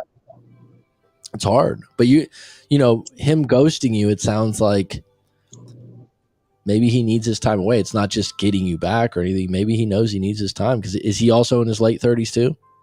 He's 30. He's 30. Oh, okay. So he's closer to Saturn's return. Yeah, he just had his Saturn's return, and within that time we were separated, and it was funny because when we reconnected, I was like, oh yeah, because I warned him about it. He's like, yeah, no, screw that, it's almost over. He's like, it's over, and I'm like, yeah, no, you're out of it. And he did make some huge life changes. So it's funny because I've never been deeply into that stuff or those kinds of things, but when I was 20, 28, 29. Some major shit go down, a bad breakup, different things, and like everyone was like, "Oh, it's Saturn's return." I'm like, "What's Saturn's return?" I'm like, "What are you talking about?" And I've told people before, that's when you really become an adult. Saturn's daddy of the universe, and Saturn's return is Saturn's going to get you back on your life path, or get you to where you need to be within your life, like regardless. And the more you fight it, the worse the worse it is. It's pretty interesting because like the description of that compared to, if you look at a astrology or something for Aquarius that's in a newspaper, but if you look at Saturn's return description, it's like, oh shit, that's dead on. Like when you're 26, 28, 29, you're like, what happened to me? I was like, wow. And it was and being around people during that time that would just know what that was surprising, because I was like, never heard of it in 28 years. I never heard of. Have you ever heard of it? Astrology. I studied astrology for about 4 years. That's a big one though. Saturn's, like right when I said it, you're like, yep.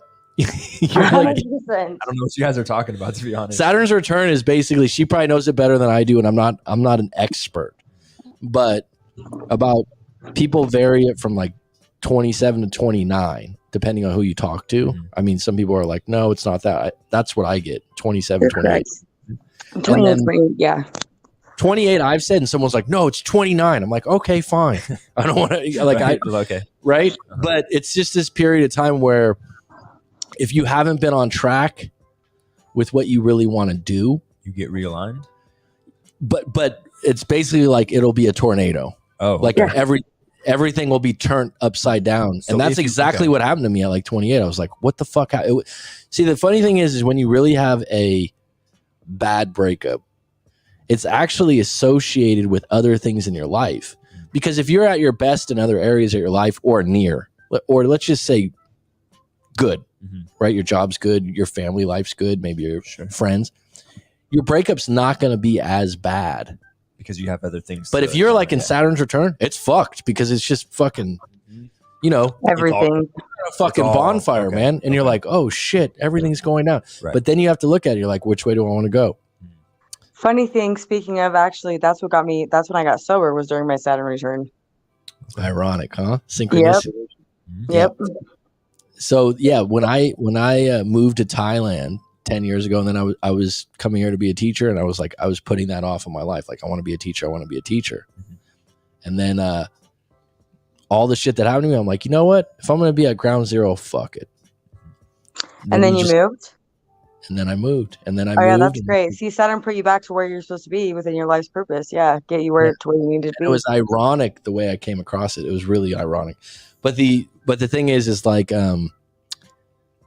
yeah, but it's a real Saturn's return when things, because they say if you're on the right track, it won't really affect you as much. That's what I've heard. Like, yes. You're kind of doing all right with yourself. But if you look it up and you're in the midst of it, it's kind of fun. It's kind of dead on. It's one of those things, it'll flip your bed, flip your room, flip everything in your life, and you're like, whoa, what's this? But you can, if you fight it, you'll just still be in the dungeon, right? Wherever you're at. You know what I mean? Like, because fighting is bad. It's shaking up the comfort zone that you're in. So it's kind of crazy. That's kind of interesting. We have our Saturn return once every, approximately 29 to 30 years. So you can have 3 in your life, but most people don't live to their 90s. So you'll have another one closer to the age of 60. But the second one isn't as severe as the first one. Because, when we're older and are getting to 60, we're more stable in our lives and whatnot. Yeah. If you look at when you're 28, 29, if you look at anything significantly tough or bad in that time, you'll be like, oh yeah, when I was 28, actually this happened. Or when I was like, you'll start to look at it, you're like, oh, there was some kind of shift usually. So, and what it means is it's when Saturn returns to the same sign as it is in your chart. So, and Saturn changes signs every 2 years. Mm-hmm. So you got to think So you said you met a tiger though. Oh yeah, he's only 25. You like rocking the cradle. 25. You're taking care of these kids. Good God. Oh, I'm just like, what? They find me. I didn't, whatever. I don't know.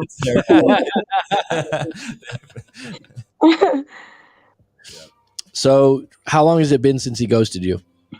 My ex, it's been like, it was in the end of October. So it's been a few months now. Okay. So you're dealing with it. What's going to be your next move as an individual? Like, you seem like a free spirit and whatnot. Do you have anything? Did that free you up? Because I'm a very free spirit. I've always been a free spirit. Yeah. It is, it sounds like with a guy like this, and you haven't given me a whole lot of details, it takes a lot of time and energy and care, and it could be taken away from doing what you want to do.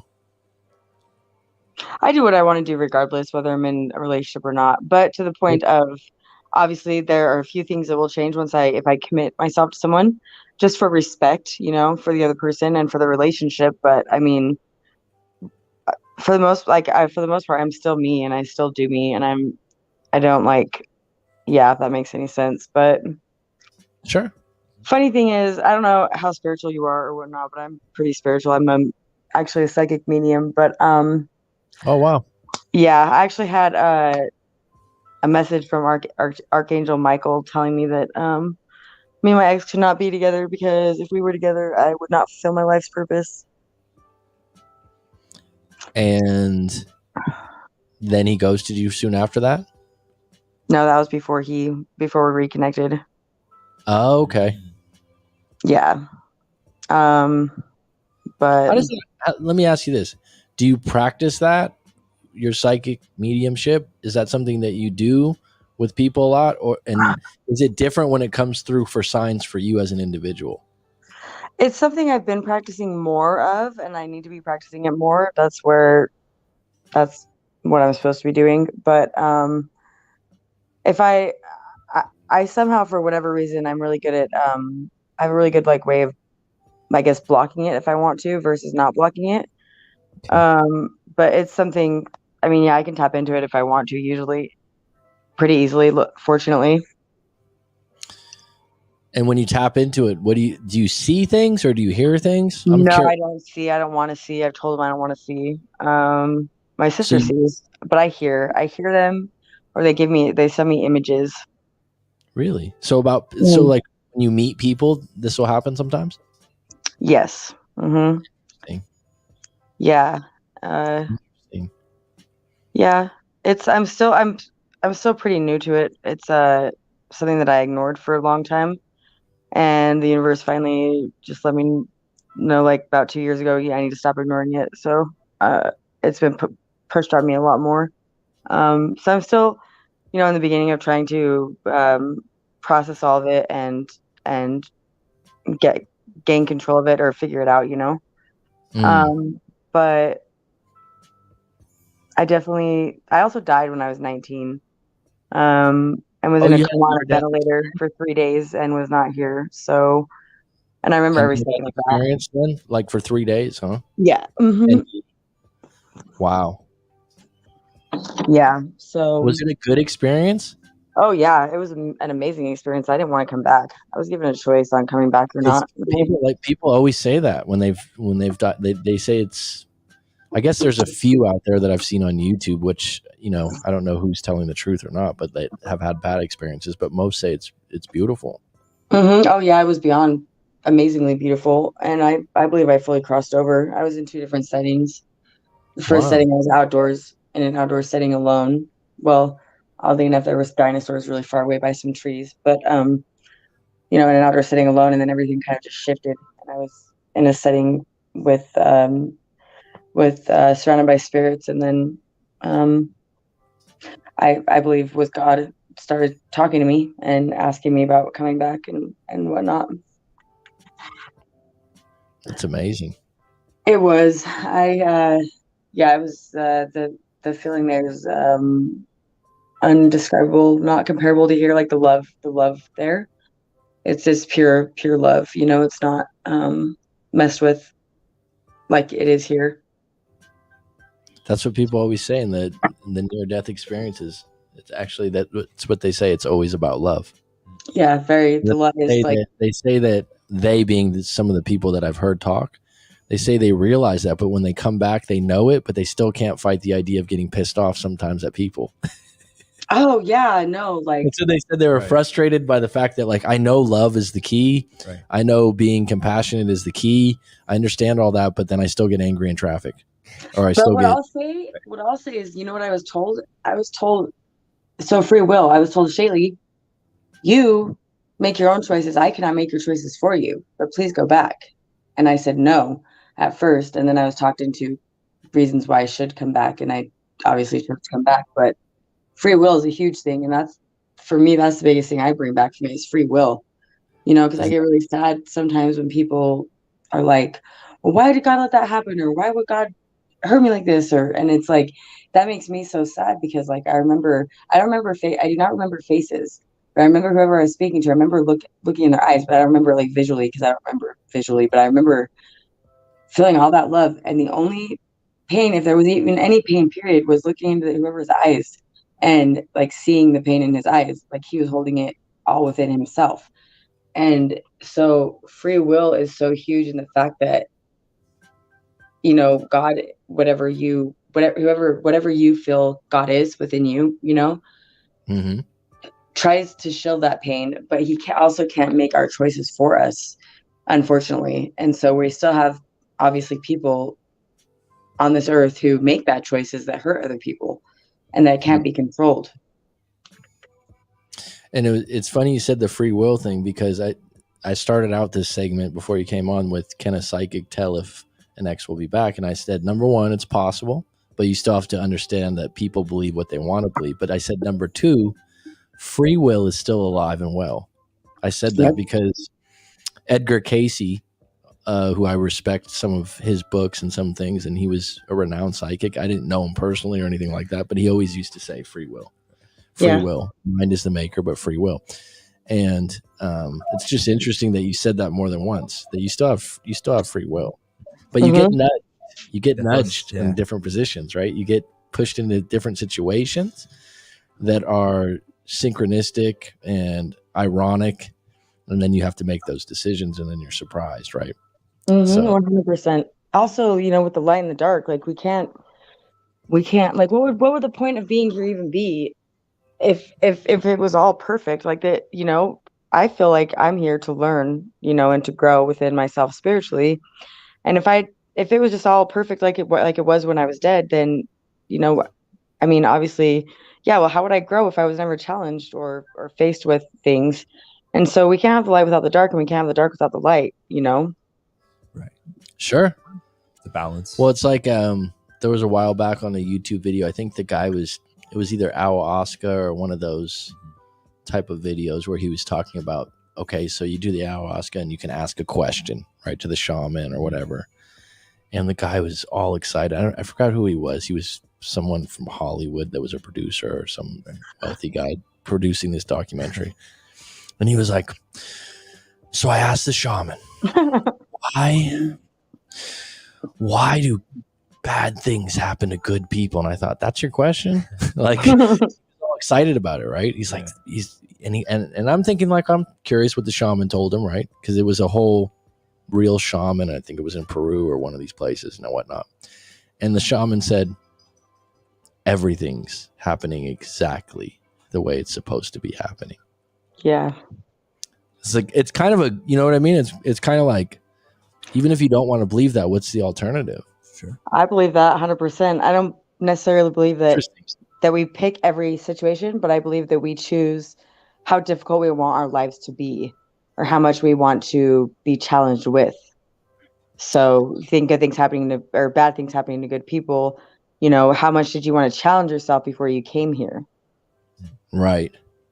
Right. And also that the idea that there's free will and there's stuff that's going to happen and you're going to have to overcome it. Yeah, you're right. And you knew all those things. It's like, it's funny because when you look back at your life, not, just you're 38, I'm 41. And it's like, you look back at your life, you go, wow, that time that I thought was really bad was just a crossroad to something better. And you can kind of, or a lesson, right? A lesson that you wouldn't give back. That you wouldn't go like, oh, I wish that never happened now.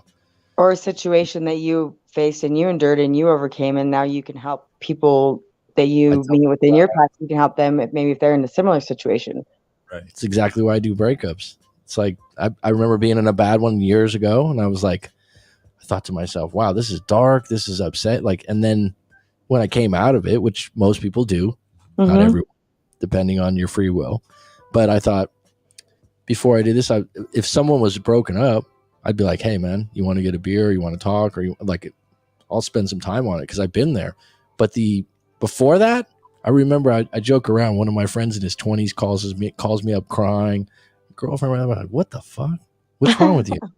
You know what I mean? Because I'm like, I'm just like, fuck her. Like let her go. Like I'm like, let's watch the game. Right. You know what I mean? Like, what's this? And he's like beside himself crying and stuff. I'm like, I'm mad at her. I'm like, God, she's this, she's that. I couldn't relate. Like, what's wrong with you? Go get some Midol. At the time, I was in a good relationship. You know what I mean? I was in a great relationship with my girl. So I was just like, get a new girlfriend, man. You know what I mean? Easy. Like, what's this? No. And I wasn't mean to him. I was the first person he called because I'm a good friend. But I couldn't relate. Years later, it could be a fucking stranger. And I'd look across the room. I go, breakup or death in the family. Then you talk to the person, they're like, yeah. And they're like, all right, talking to strangers about it. right? It's like, whoa, you're exactly right. Because then later on, your compassion's built in. You kind of know some things. I've actually told people that I've worked with that I've had people that had depression or something beyond breakups, and I'm like, oh, I'll do a couple free sessions for you. And they're like, why are you doing this? I said, because you're going to do it for someone else. Awesome. Yeah. Pay it forward. Yeah. I'm like, it's a domino effect. Everyone, there's this big thing now, and I want to make money too, because it's a requirement in this world to make some money. It's just how it is, right? Everyone, oh, money doesn't matter. It matters. You know what I mean? To get by. But there's a lot of these movements now that are like all men, all women, all this, these big movements, these big charities. You're better off helping individuals because you're actually helping people. Now there are, like if I just had a Zoom class earlier this year practicing some EFT in a small group, that's fine. But this idea that you're going to get a movement of people that everyone's a part of and you're going to make a difference is totally different. It's totally different than helping one person specifically. That's why I always tell people when you're really to get an individual therapist, coach, whatever. That's why I started doing hypnotherapy. It's much deeper. Oh, that's cool. Much deeper. Yeah, I've done it for a while. Yeah. Jesse, who's on the chat right now, has been a client of mine, and I'd call a friend for a long time. One of the people that encouraged me, I've done it with him before, and he's like, "You got to go into this." So I did a course about a year and a half ago, and that's actually made me a lot more spiritual, a lot more. You become one with people. It's different. Yes. Very it's hard different. to describe, and you actually can feel the energy when it shifts. It's kind of something I didn't see before. It's like, and it's different for different people, and you pick up things differently. It's really interesting when you start doing it. And I've been doing it for a little while now, and it sticks with you. It sticks with you. That's very cool. That's really cool. You have you have a very good heart. That's amazing. You give to a lot of people, and I really hope that you get it back, and I hope that you never feel unappreciated, because people like you we need in this world. And so I hope that you get that compassion back that you give out so freely. It's beautiful, very beautiful to see, and thank you for that. Thank you for saying that, Chaylee. I appreciate it. It's nice to have you come on. It was a nice change of pace here. We were joking around for a while here. The whole mood changed when Chaylee came on. Thanks. Yeah, I need to go back to school. I want to get my master's degree in actually counseling. So good. That's yeah. Well, I mean, if you're good at helping people, you know what? You can have other avenues if you didn't want to go get your master's. Like I said, this hypnotherapy training that I went to was really good. It's got a lot of good stuff. So, like, if you ever want to ask me about that in an email, you're welcome to do that. My email is coachmacmccarthy@gmail.com. If you ever want to ask me about that. I think it's great. I appreciate that. No problem. I do. I love people. I really do. I love them and I hate them at the same time, But it's yeah, I do. I love people. This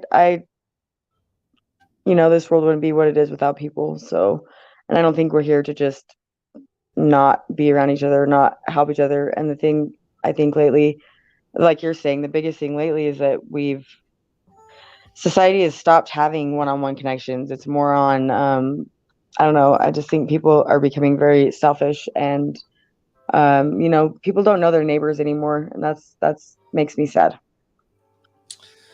Yeah, it's shifted. It's definitely shifted. You got to do the best you can, but if you do something like counseling or something like that, that's enough. And having these things that you went through right now recently with your recent ex or your situation. I love that you said that. That's exactly what I think. All these situations season you.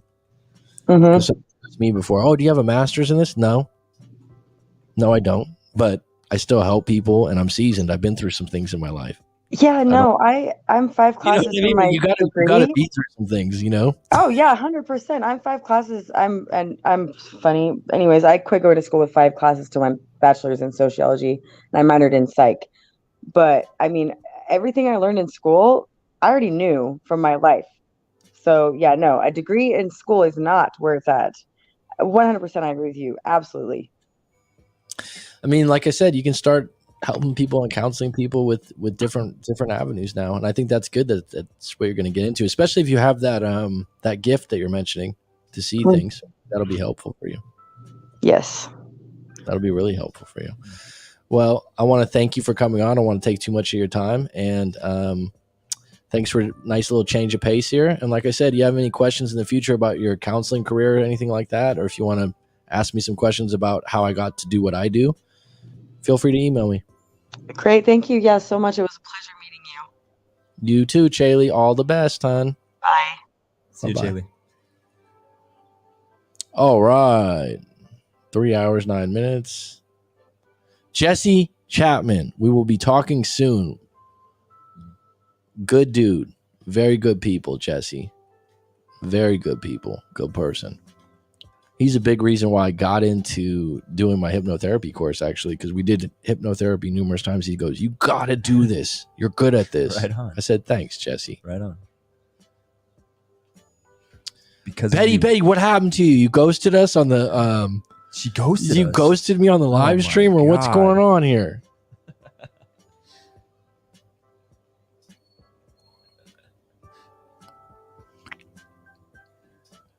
Jiu-jitsu. Okay.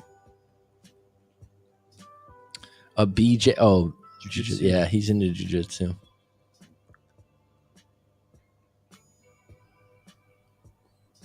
"13 on deck. If anyone else would like to, Mac, you kicked her off? My God. I would never do that. It was, I did not kick you off. It was an accident. It was a slip of the index finger. Technical difficulty. Call her.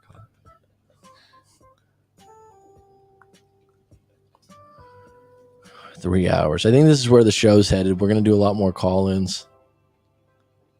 Definitely. Mac, you will be in trouble. Call him. I've got a neighbor that's got 3 kids under 5. That's amazing. Mm-hmm.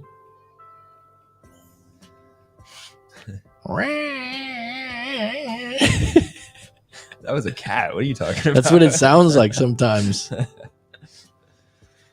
Anyone else want to come on? We got 13 on deck. Anyone have a relationship issue you want to talk about really quick?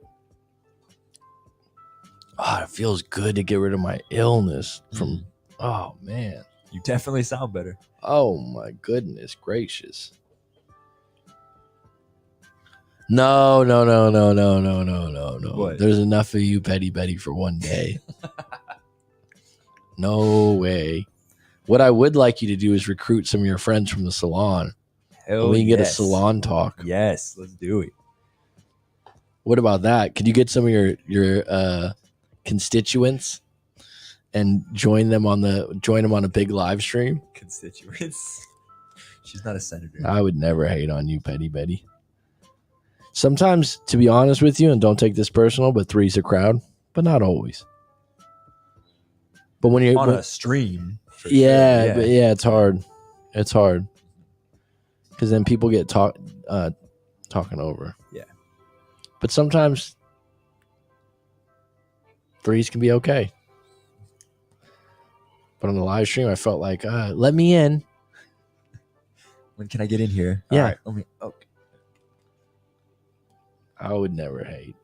But yeah, we can maybe get a salon. You can be in your Salon salon talk. and we can get some questions answered about what women really think. Well, I'm sure there's some stories.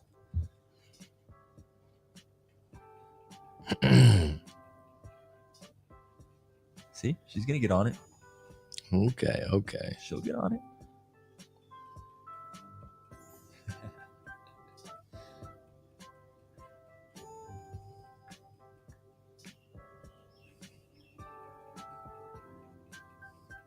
That would be okay if it went viral.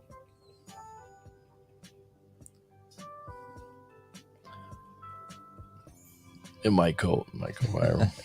It might. That would be okay.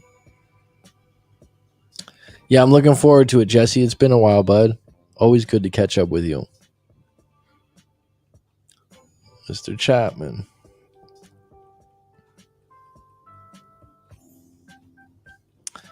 Be fun to start a matchmaking service. Too bad everyone's spread out so far, huh? Yeah. It'd set people up. I think nowadays though, it would be really hard to miss because, like, do you want to be set up? Have you ever been on a blind date? I think Do people do blind dates anymore? But it was more of like a mutual. I don't know if you call it like a blind date. They wanted to hook you up. It's good. It's a blind date. I guess that's a blind date. They're like, oh, let me hook you up yeah. with Kara's friend. Yeah. She's really cool. Like, I think you'll like her. And you're like, okay. All right. I've only done it once and it worked out really well for me. Wait, are you being sarcastic or you did? No, it worked out really well. They did a good job. Wow. Maybe I'll tell that story some other time. I don't know. We got 16 on deck. And then you got Sabina, who's been on a lot of live streams. Yeah, I've heard this story. she's doing quotes in the chat. You know. It's like, I got to start interviewing people more, huh? Get some new stories. Right? Yeah. Yeah, I know. It's like, Mac, I've heard this one. Thanks. Okay, happy face.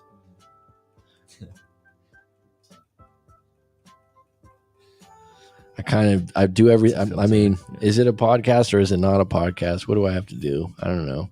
Podcast? Like, what's the difference? I'm on more outlets.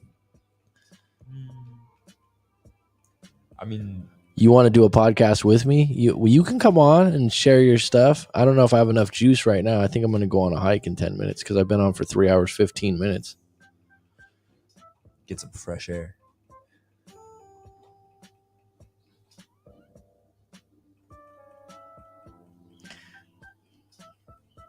You want to come on, Jesse? Jesse's a character, dude. He's a good dude. Let's go. 15 on deck, man. 3 hours in. Oh, I gotta go some minutes, but B's like, oh, I gotta go. I gotta get out of here, man. I didn't realize what time it was. I didn't know we were on for 3 hours. Let's change the background. Oh my goodness. Y'all hating on Mac's new place, man? Come on. The funny thing is, I would never want a house that looked like that. I talked about that before. You did. It's just, I know it looks cool to everyone. It's like, it just screams monotony. Well, you can do your own thing too. I like my current house, but where I'm at right now, no, I don't want to show you the background. It's not that.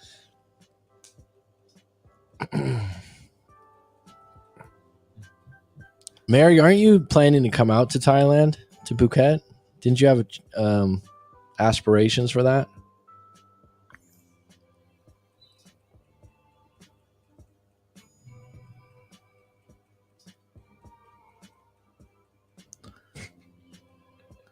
Do you really want to come? All right.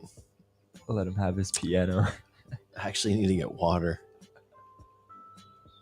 I'll get it for you. Chill. You want water? Yeah, please.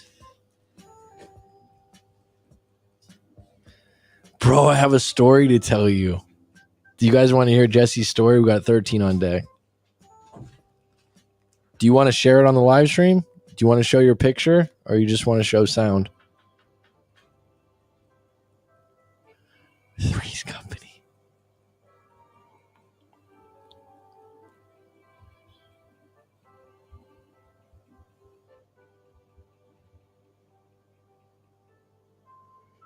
God, you guys are night owls, man.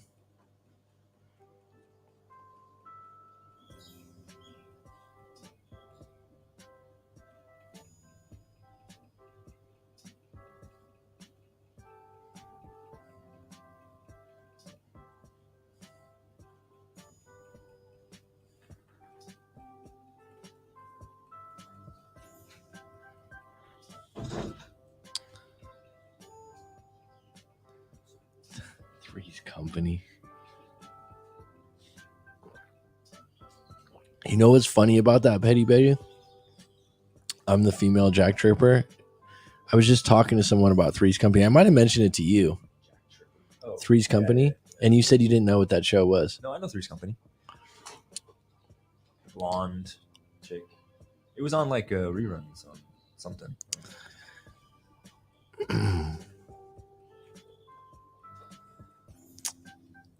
I don't know, because I got to go on a hike. I got to get my exercise today.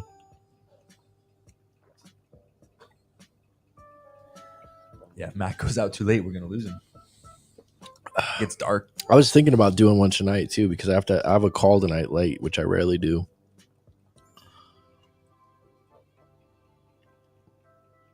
How's Mac the boss?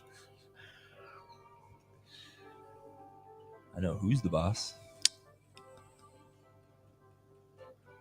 Three's Company. Yeah, I was just talking about Three's Company with someone. They're like, "What's Three's Company? What's Three's Company?" I'm like, "Oh, whatever, forget it."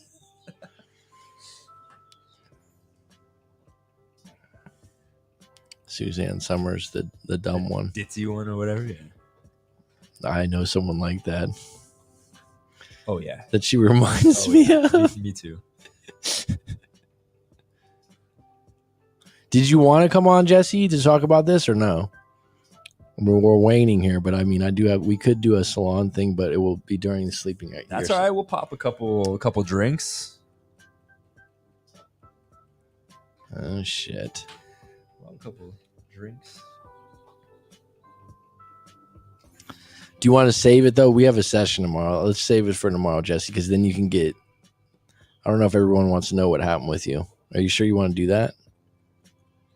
Because like I've had someone on before that's a client that we talk privately regularly, and then I was telling them, "Are you sure?" Like in the back of my head, I'm like, "You sure you want to say this?" Because it is live. It is live, right? Because sometimes you just get comfortable talking to me, and you're like, "All right." And I've had a few people like, "Hey, can you take that down?" So you got some stuff. Let's save it for the live stream, but I will have you on again because Jesse's a character. Slam the Red Bulls. I've got mine. Don't worry. I'm just saying, all right, for example, like when you really have a breakup, I think it's great when someone comes on. They hold back a little bit. Some don't, but some do. But like if you got a session, it's better because you can be a little bit more about everything. You don't hold anything back. I don't drink Rock Stars or Red Bulls, but B does. He some. slams them. How many do you have of those a day? The small ones, 2. You have 2 Rock Stars a day? Yeah, the small ones. Wow. They're the mini. I don't know, what are these, 12 ounces? I have had a live stream before of 5 hours. 5.5 hours. 2 Indians. I'm not joking. There were 2 Indians that called in and it was like, excuse me, can I talk? Thank you.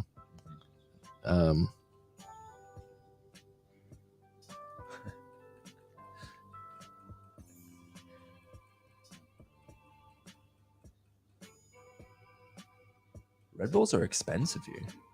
They have them, but they're expensive. How much are they? They're like $70 baht. So it's like $2. $2 for like $2 or $3 for the small. I mean, maybe that's the same. That M150 is that's gross. Those like syrup. Yeah, it's gross. Some people love them. Red Bull gives you ED. Does it? Shouldn't it like pump you up? I mean, I guess. I mean, would that be a pumper? I don't really like the taste of it.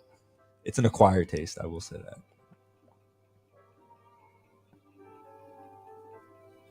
Yeah, maybe on the calm down. All right, Jesse.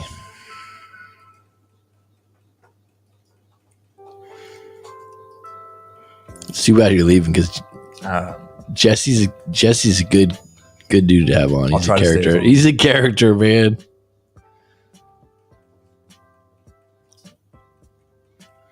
You got to slam it? No, I'm not a slammer. I'd like to see Mac on some Red Bulls.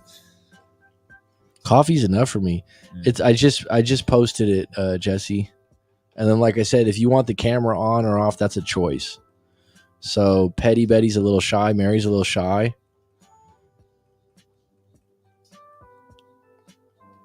There he is. Always a choice. You want the just to keep in mind you're not on the stream yet.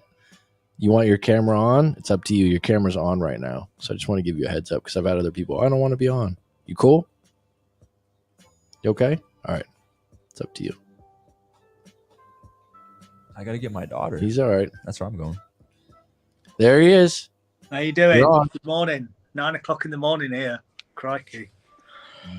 Oh, are you at home? Did you get a new thing on your ceiling? No, I moved house. Oh, okay. Man, looks like Yeah. medieval times. Mate, this house is this house is enlisted, so it's like it can't be. You can't do much defects to it. You've got to leave it as it is. Do you know what I mean by that, right? It's a heritage site. Yeah, exactly. So I decided to change my environment. I just went. Obviously, we're on YouTube, so I'm not going to swear, but I just went. I'm done, and this is the censored version. You can swear. Go ahead. And I just went, right, I'm moving. I've had enough. And it came up by opportunity. And I said to my dad, I want to move. I want to move. I do not want to be in this house no more. I am literally done. And obviously I moved house. Obviously I met a new girl. Obviously we went on 5 dates. Obviously we got talking while we was in Romania when I was out on jobs and stuff. Things were going fine. We met 5 times. I organized every date going, really. I paid for food. We went everywhere together. It was beautiful. But it came to December and the text messaging started to like drop down. I can understand after 5 months of talk, 5 dates in 5 months. This is long distance. Hashtag there's always an expiry date. And I'm going to go into detail on this. And I want other people to hear this as well, that if something's bothering you, don't like leave it. Do something about it.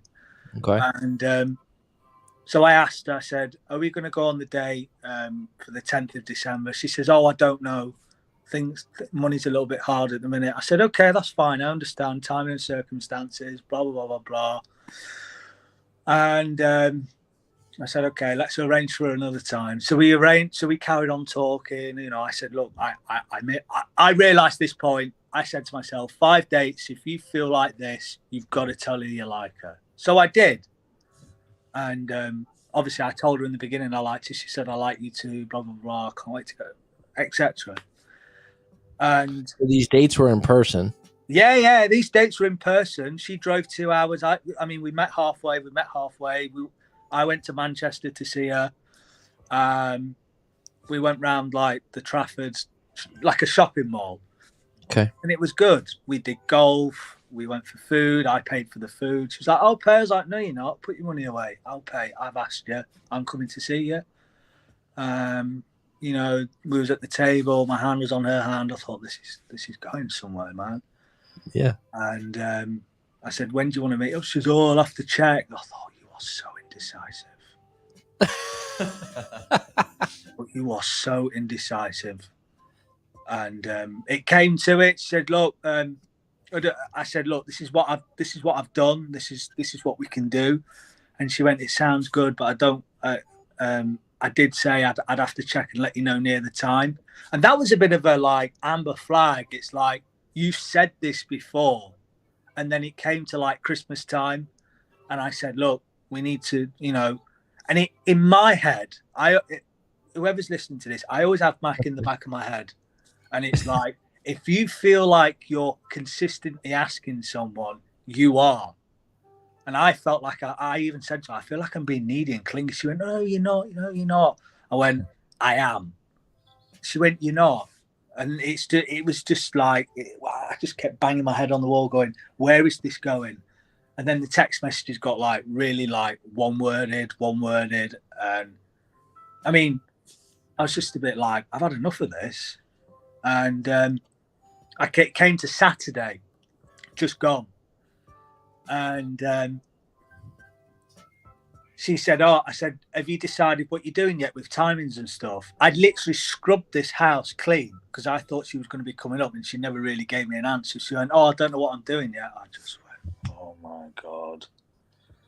And I said, well, it's okay. We'll have to sort something else out.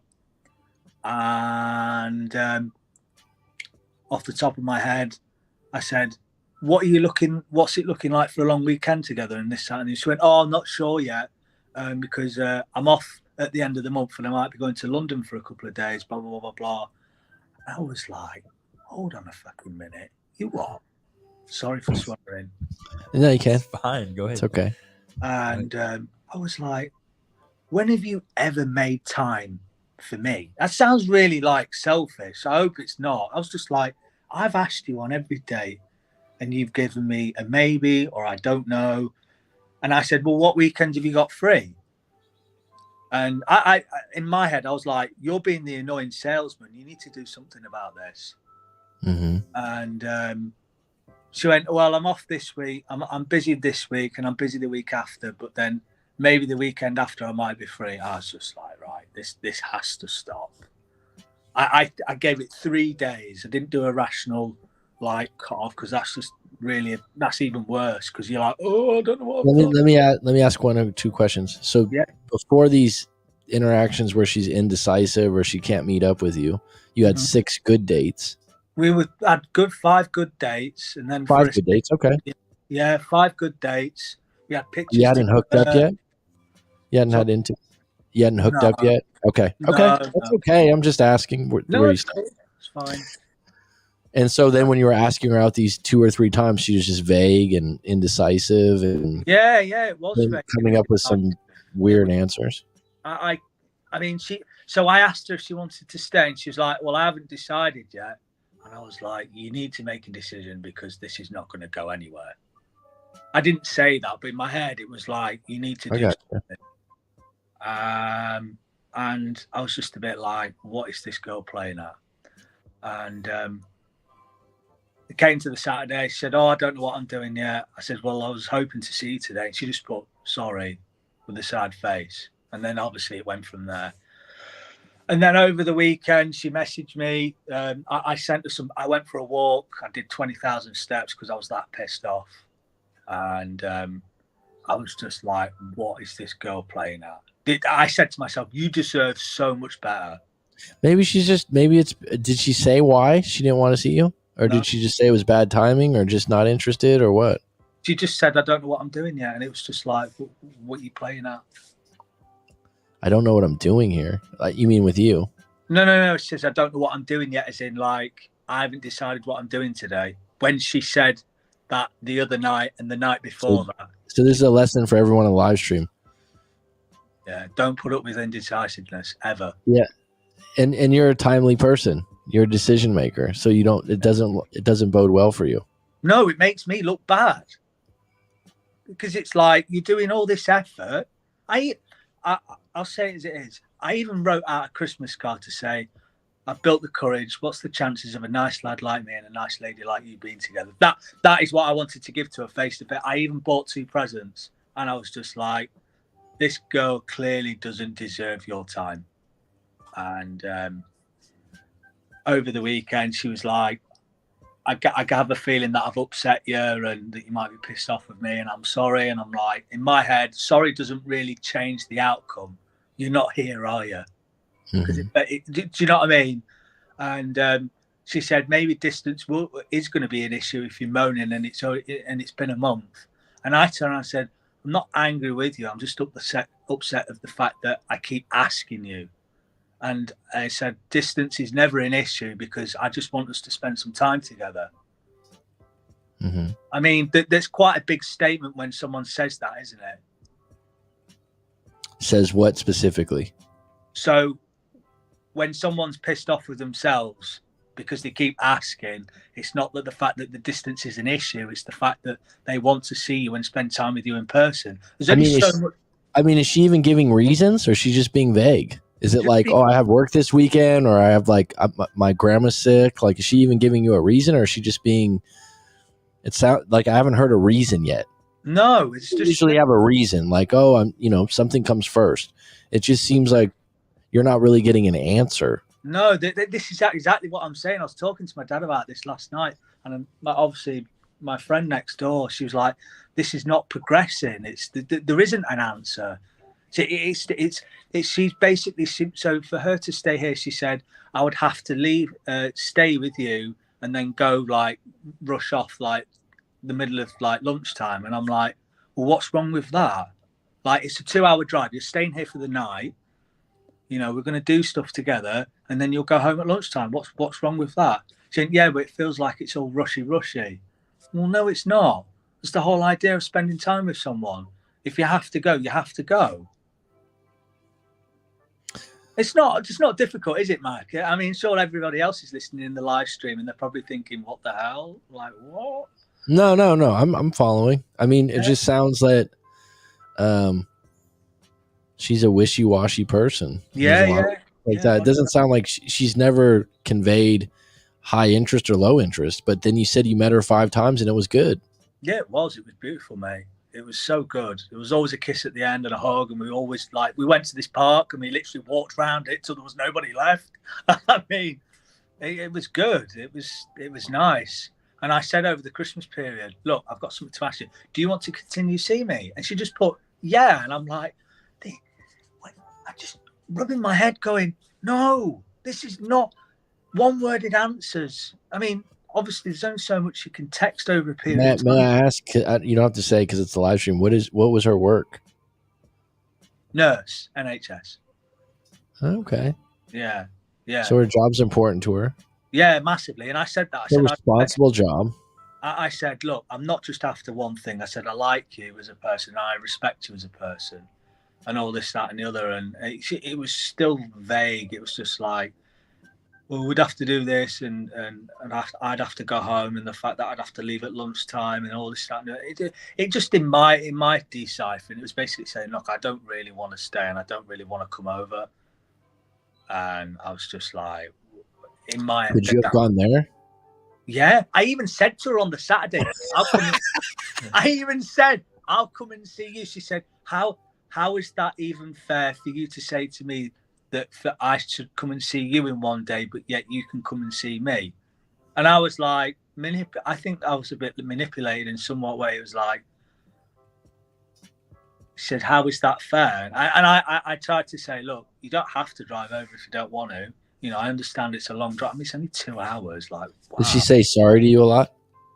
Oh, mate, yeah, always sorry. Because a nurse is one of those, not all, but types that are very sorry or compassionate or empathetic, or make things a little bit more like that. I said it's been over a month since we've seen each other. She says, I know it's been over a month. Sorry. I was just like, this is not. So her thing was just like, it's not convenient. It's the distance. Well, she could have just said that. I mean, I would have been all right with it. But you just feel like she always has this vague. Yeah. Jesse, are you okay? Someone keeps asking in the chat what you do. Are you okay to say what you do? I don't want to say it for you. I work in logistics in a security department and stuff like that. Okay. Yeah. She keeps asking. She keeps asking. It's not a cop, all right? Okay. Someone asked if you were a cop, so I was just at. She asked. She's got a cop thing, so. Well, it sounds like it's just a frustrating situation, but you had 5 good dates. That's productive, and you didn't leave it on a bad note. You didn't go off on her, right? You didn't say anything bad. I basically said, look, she basically tried. I left it for a day or two, and she basically she messaged me last night saying, "Guess we ain't talking then." She said, "That's not really considering that I sent you this when you was online." And you said, "Guess we're not talking," or she did. She did, because I didn't talk to her all day. I just took some breathing space to think. I've had 3 days. 3 days. 3 days to think about it. And she said, we ain't talking. She went, not very considerate, because you'd seen this when you was online when I sent it. And I literally just pressed the red button, not in a bad way. I went, look, this is not going anywhere. I hope you find what you're looking for. Take care, all the best. And she just put, what? Loads of question marks. And she went, what am I supposed to, can we, she went, can we discuss this? Question mark. All right, we're getting somewhere now. And then she put, we live 2 hours away, question mark, and all this, that, and the other. What am I supposed to do? Question mark, and all this, that, and the other. She went, it's just been Christmas in January. It's a shit month anyways. And she went, fair play, something along those lines. She went, I hope you do find her, but I guess I was just a lie. Take care. And that to me sounded like a manipulative tactic to make me talk to her. And then obviously I had you in my head going, don't respond to that. Leave it. If it's done, it's done. Well, it sounds like she's not ready for what you want, which is you're ready for a good relationship. You had 5 good dates. Mhm. You're a gentleman. The only thing I would say that if you had 5 good dates like you did and you weren't able to, and I'm not pushing this, I'm not No. saying like, oh, you made a wrong move, you know me, but like, were you able to have some good kisses and intimate moments? It was mainly to we at the end, like at the end of every date, there's always a kiss and a hug, and Good. obviously, Okay. like, you know, Right. bowling. We went in the photo booth, like you said to me. If there's an opportunity and you see it, and there's a photo booth there, and you want to get a picture, do it. And we did, and it was the best feeling ever. And yeah, it was. This should come back around the way you handled it, because she needed to be pushed in a certain direction. What I mean by that is that she's being vague, she's being aloof, she's off. Then she needs to be polarized in the sense like, look, if you can't be bothered after 3 or 4 times that I've made an effort, because I like the thing that stands out to me, there's not really an explanation. It's more like, oh, I don't know, I'm not sure. Yeah, exactly. And so, yeah. And that doesn't line up with you because you're a responsible individual. I know you, and you value being on time. Yeah. So yeah, it's part of who you are. Some Yeah. people don't really mind being aloof, but like that's not going to line up with you. And it sounds like her schedule is pretty packed, but 2 hours is not bad. no, Should be it's a not bad at couple of all. weekends. It's doable. Yeah, it is doable. And and I felt like when she said, "Oh well, at the end of the month I'm off, and I might to go into London for a couple of days, but not sure yet." I was just like, I sound like I'm being a bit like, in my head I was going, "When have you ever asked me when I'm available?" Is that a valid question? Or is that it's a valid question, but you being the guy, yeah, you don't need to worry. You should be the leader, and you did. You made plans. Yeah. And yeah, she should be more interested. For example, like let's just take this back 10 notches, right? You're talking to a woman, you start talking to a woman, and if women like to talk or whatever, they talk about, at some point they should be asking about you, right? Like, oh, well, tell me about your parents. Oh, tell me about your job or this. That conveys interest, right? But you shouldn't be like, when are you going to ask about me? When are you going to ask about me, right? Or when are you going to ask? And different women are different. And so you made an effort and you got a little impatient about it. It's okay. I think that maybe this is just not a good match for you. And so you just leave it alone. I would say the way you left it, it surprised her. Yeah. Because she wasn't pissed at you. She's like, what? Yeah. Or in UK, you go, what? Yeah. I mean, right? I don't know if I could read over, but I don't really want to click out the live, so I might mess it up. No. It's okay. Don't worry about it. We're going to talk again tomorrow. Yeah. But I mean, don't get too down on yourself. And this is better than the last one. And go on some new dates with some new women. And I'm not going to lie. I don't think you did I don't think you did anything wrong here.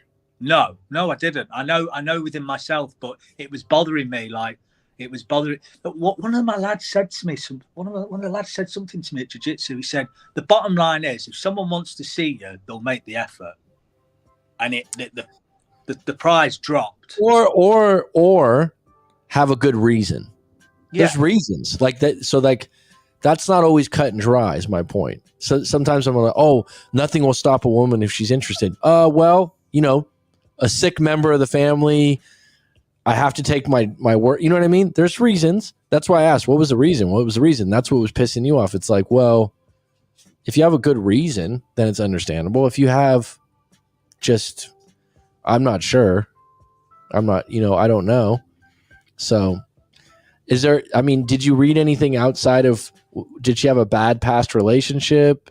I won't, as much as I like the girl, or I did, I won't say that for confidentiality. There are some things that were said. Oh, fair enough. Got you. We can talk about that some other time. Yeah. All right. So yeah, no. And sometimes, honestly, I just had a client yesterday that, human beings are intricate, and her being vague and stuff like that, she's treading lightly. I think she liked you if she went on 5 dates. I think she liked you if she went on these text messages at the back, because she never got ornery with you or like, you know what, forget it. She's just taking things at a slower pace and not going all in, and it's annoying for you. Yeah, because you're ready. You're ready. I told her. I said, look, I'm not here to just bed you for one night. I want you. I obviously want to be around you. I want us to have a good time. But excuse me. Mm-hmm. The problem is there's taking it slow, but then when someone's indecisive with the decisions, it just becomes stale. It becomes it becomes a roadblock kind of thing. Like it's either going to split off or you're going to keep going down that lane. And I wasn't trying to like hold her down and pin her down and make her be. I wouldn't do that. But when someone's giving or maybe or I don't know or getting vague with messages, and when I text somebody, I'm a bit of a talker sometimes. I mean, everybody's different. I mean, whoever's in the live stream will know what I'm on about. But when someone texts you at first, it obviously does become reduced, but when it becomes one worded, I'm just like, nah, this is just you're not giving me a concise answer. Jesse, guess what, bro? She's just not a good match for you. Yeah, Roger. Yeah, you know what I mean. Like it's just you got a cool personality. You're talkative. You got a good sense of humor. I've known you for a while, so this is not just everyone on the live stream is like, what? I've known you for a while, right? Yeah, exactly. For years, and what people don't realize sometimes you try and you feel like, oh, this is going to be great. And then there's a turn and you're like, where'd this come from? And you get to know someone better and you guys just don't match up well.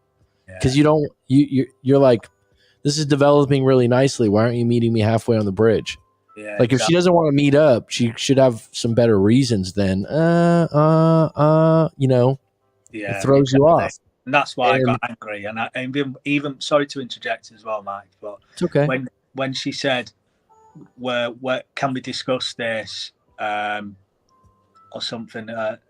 When can we discuss this and all this, that, and the other? And saying that January's a shit time. I just thought it was quite a poor excuse, really. In my head, I was like, "You've had all this time to go. When are you next free? What have you got planned? Blah blah blah blah." I'd rather a woman go, what's your schedule looking at? But that's probably me just dreaming on, because if I did meet a woman that was like that, I don't know what I would say. I'd just be like, leave it with There's me. women like that. Yeah. She's just not the one. And I will say this. Mm-hmm. December for some people is a busier time because of Christmas and everything, depending on how big their families are, if they have kids, whatnot. I don't know. Understandable with that. She went to spend time with like her I family. said, if she said that, yeah, she's like, look, I got family Christmas, I got Hanukkah, I got whatever it is, right? Then you could say, okay, we'll get to it in January. I said, look, let's look at January. She said, yeah, maybe we can. And I was just like, maybe's not an answer. I didn't say that, but obviously it came to it, and she didn't even she didn't even tell me on the morning what she was doing, and that's why I got angry. Like, not angry, like, but as in, like, I've literally scrubbed this house clean. And then at one point, I said something about cleaning. She says, well, we didn't really clarify what's going on yet, because we spoke about it, but we haven't spoke about it since. That was in a later chat. I was just like, what are you doing? It's like, what the hell are you playing at? Yeah, so... well, you did the right thing by standing your ground, and if you're fed up with it, you're fed up with it, and I'm not going live it out. And you had 5 good dates, which is fine. You should be dating some new women. Are you going to be? I know you're in logistics and whatnot. You're going to be stationary for a little while. You're going to be in the same place. I won't lie to you. After what happened, I did go back on. So I'm not gonna. It's I've blocked. We can talk about it. We can talk about it when we talk tomorrow, if it's something you want to speak on the live stream. Yeah. Well, thanks for sharing that bit about that. We have someone in the live stream that you know what Americans always love is an English accent. So Mary that's on here is like, I love his accent. And it's funny because I think Parisa, I think it's the same one. She came on a week ago or something like that, and she has a British accent also, a little different than yours. And everyone was like, the guys were like, oh, I love this accent. It's I haven't lost any sleep over it. I've not panicked or anything like that, like previous things that had gone on. So it was like I sat there and went, you need to do something about this. So It's all right, man.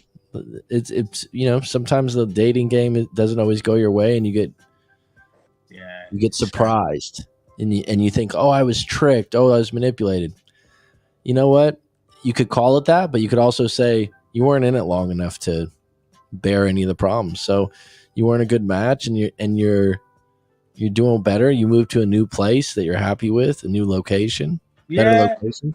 Yeah, I mean, she was supportive in some ways when moving and stuff like that, but then obviously over a period of time, I was just a bit like, what is this girl playing? You know, it's just like, oh, yeah, never mind. It'll get better. It will. It always gets better. It has to, right? How's your jiu-jitsu going? Yeah, it's good, mate. I came back from it a little while, but obviously I've dropped a good 14 pound in weight. Excuse me. Jesus, man. Yeah, I've lost a lot of weight, actually. I think the stress of what had gone on with her had contributed to that, and then moving house had contributed to that. But luckily, I've got a good nutrition coach. Nice. He's really helpful. He literally just gives me my program of what I need to work out on. I do all the digits myself, and then I just crack on from there, really.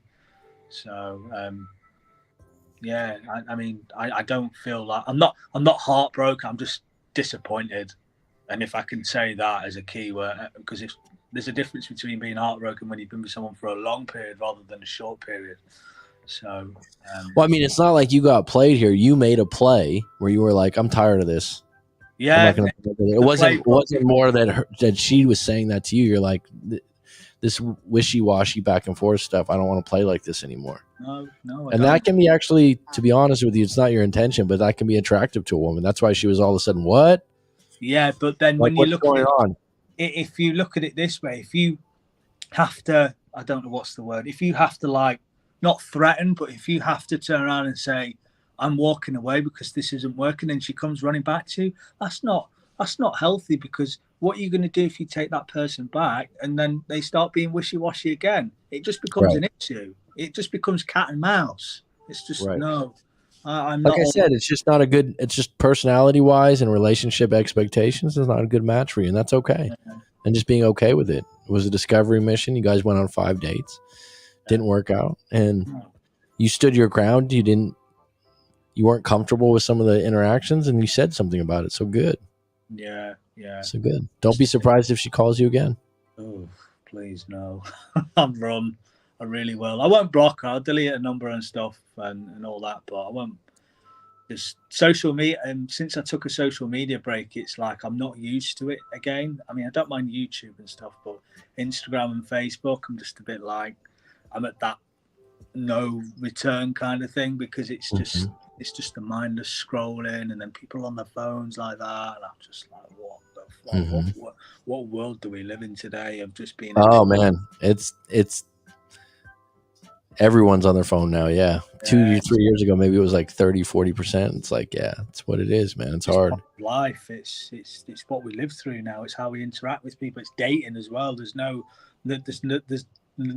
Corey Wayne cold approach or anything like that anymore. I don't think. I mean, if you do, I mean, you've got some. There's a couple clients of mine that claim that they like to do cold approaches. It depends on the environment you're in. You know, like where you work.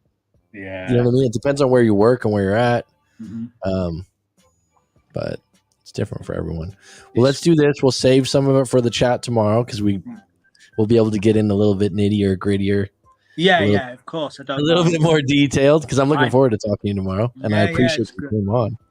It's good. I've sent you an email in reference of the screenshots and stuff. So have a. I'm not telling you what to do. Just have an analysis and think about what I was saying, and then you'll click and go, I know what you mean now. Because I've kept. Once we've had our chat, I'll be deleting the number, because you might ask me questions. We'll do a deeper dive on this, and this is a prime example. I love to have people on the live stream, and I love that you shared some of those things, but when we do a private session, it's better. Yeah. It's going to be more detailed.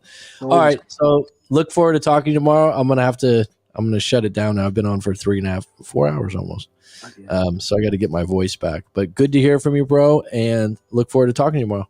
Thank you very much. Speak to you tomorrow morning. All right, bud. Take care. Cheers, pal. Bye-bye. All right, bye. All right. I would love to stay on just for 4 hours, but thank you, Petty Betty, Sabina, Parisa, if you're still on. Thank you. I hope you're doing better from your interaction with your breakup before. Thank you for sharing on the live stream before. Rob IS, Guardian at the Gate, Trudy Short. I really appreciate you, hun.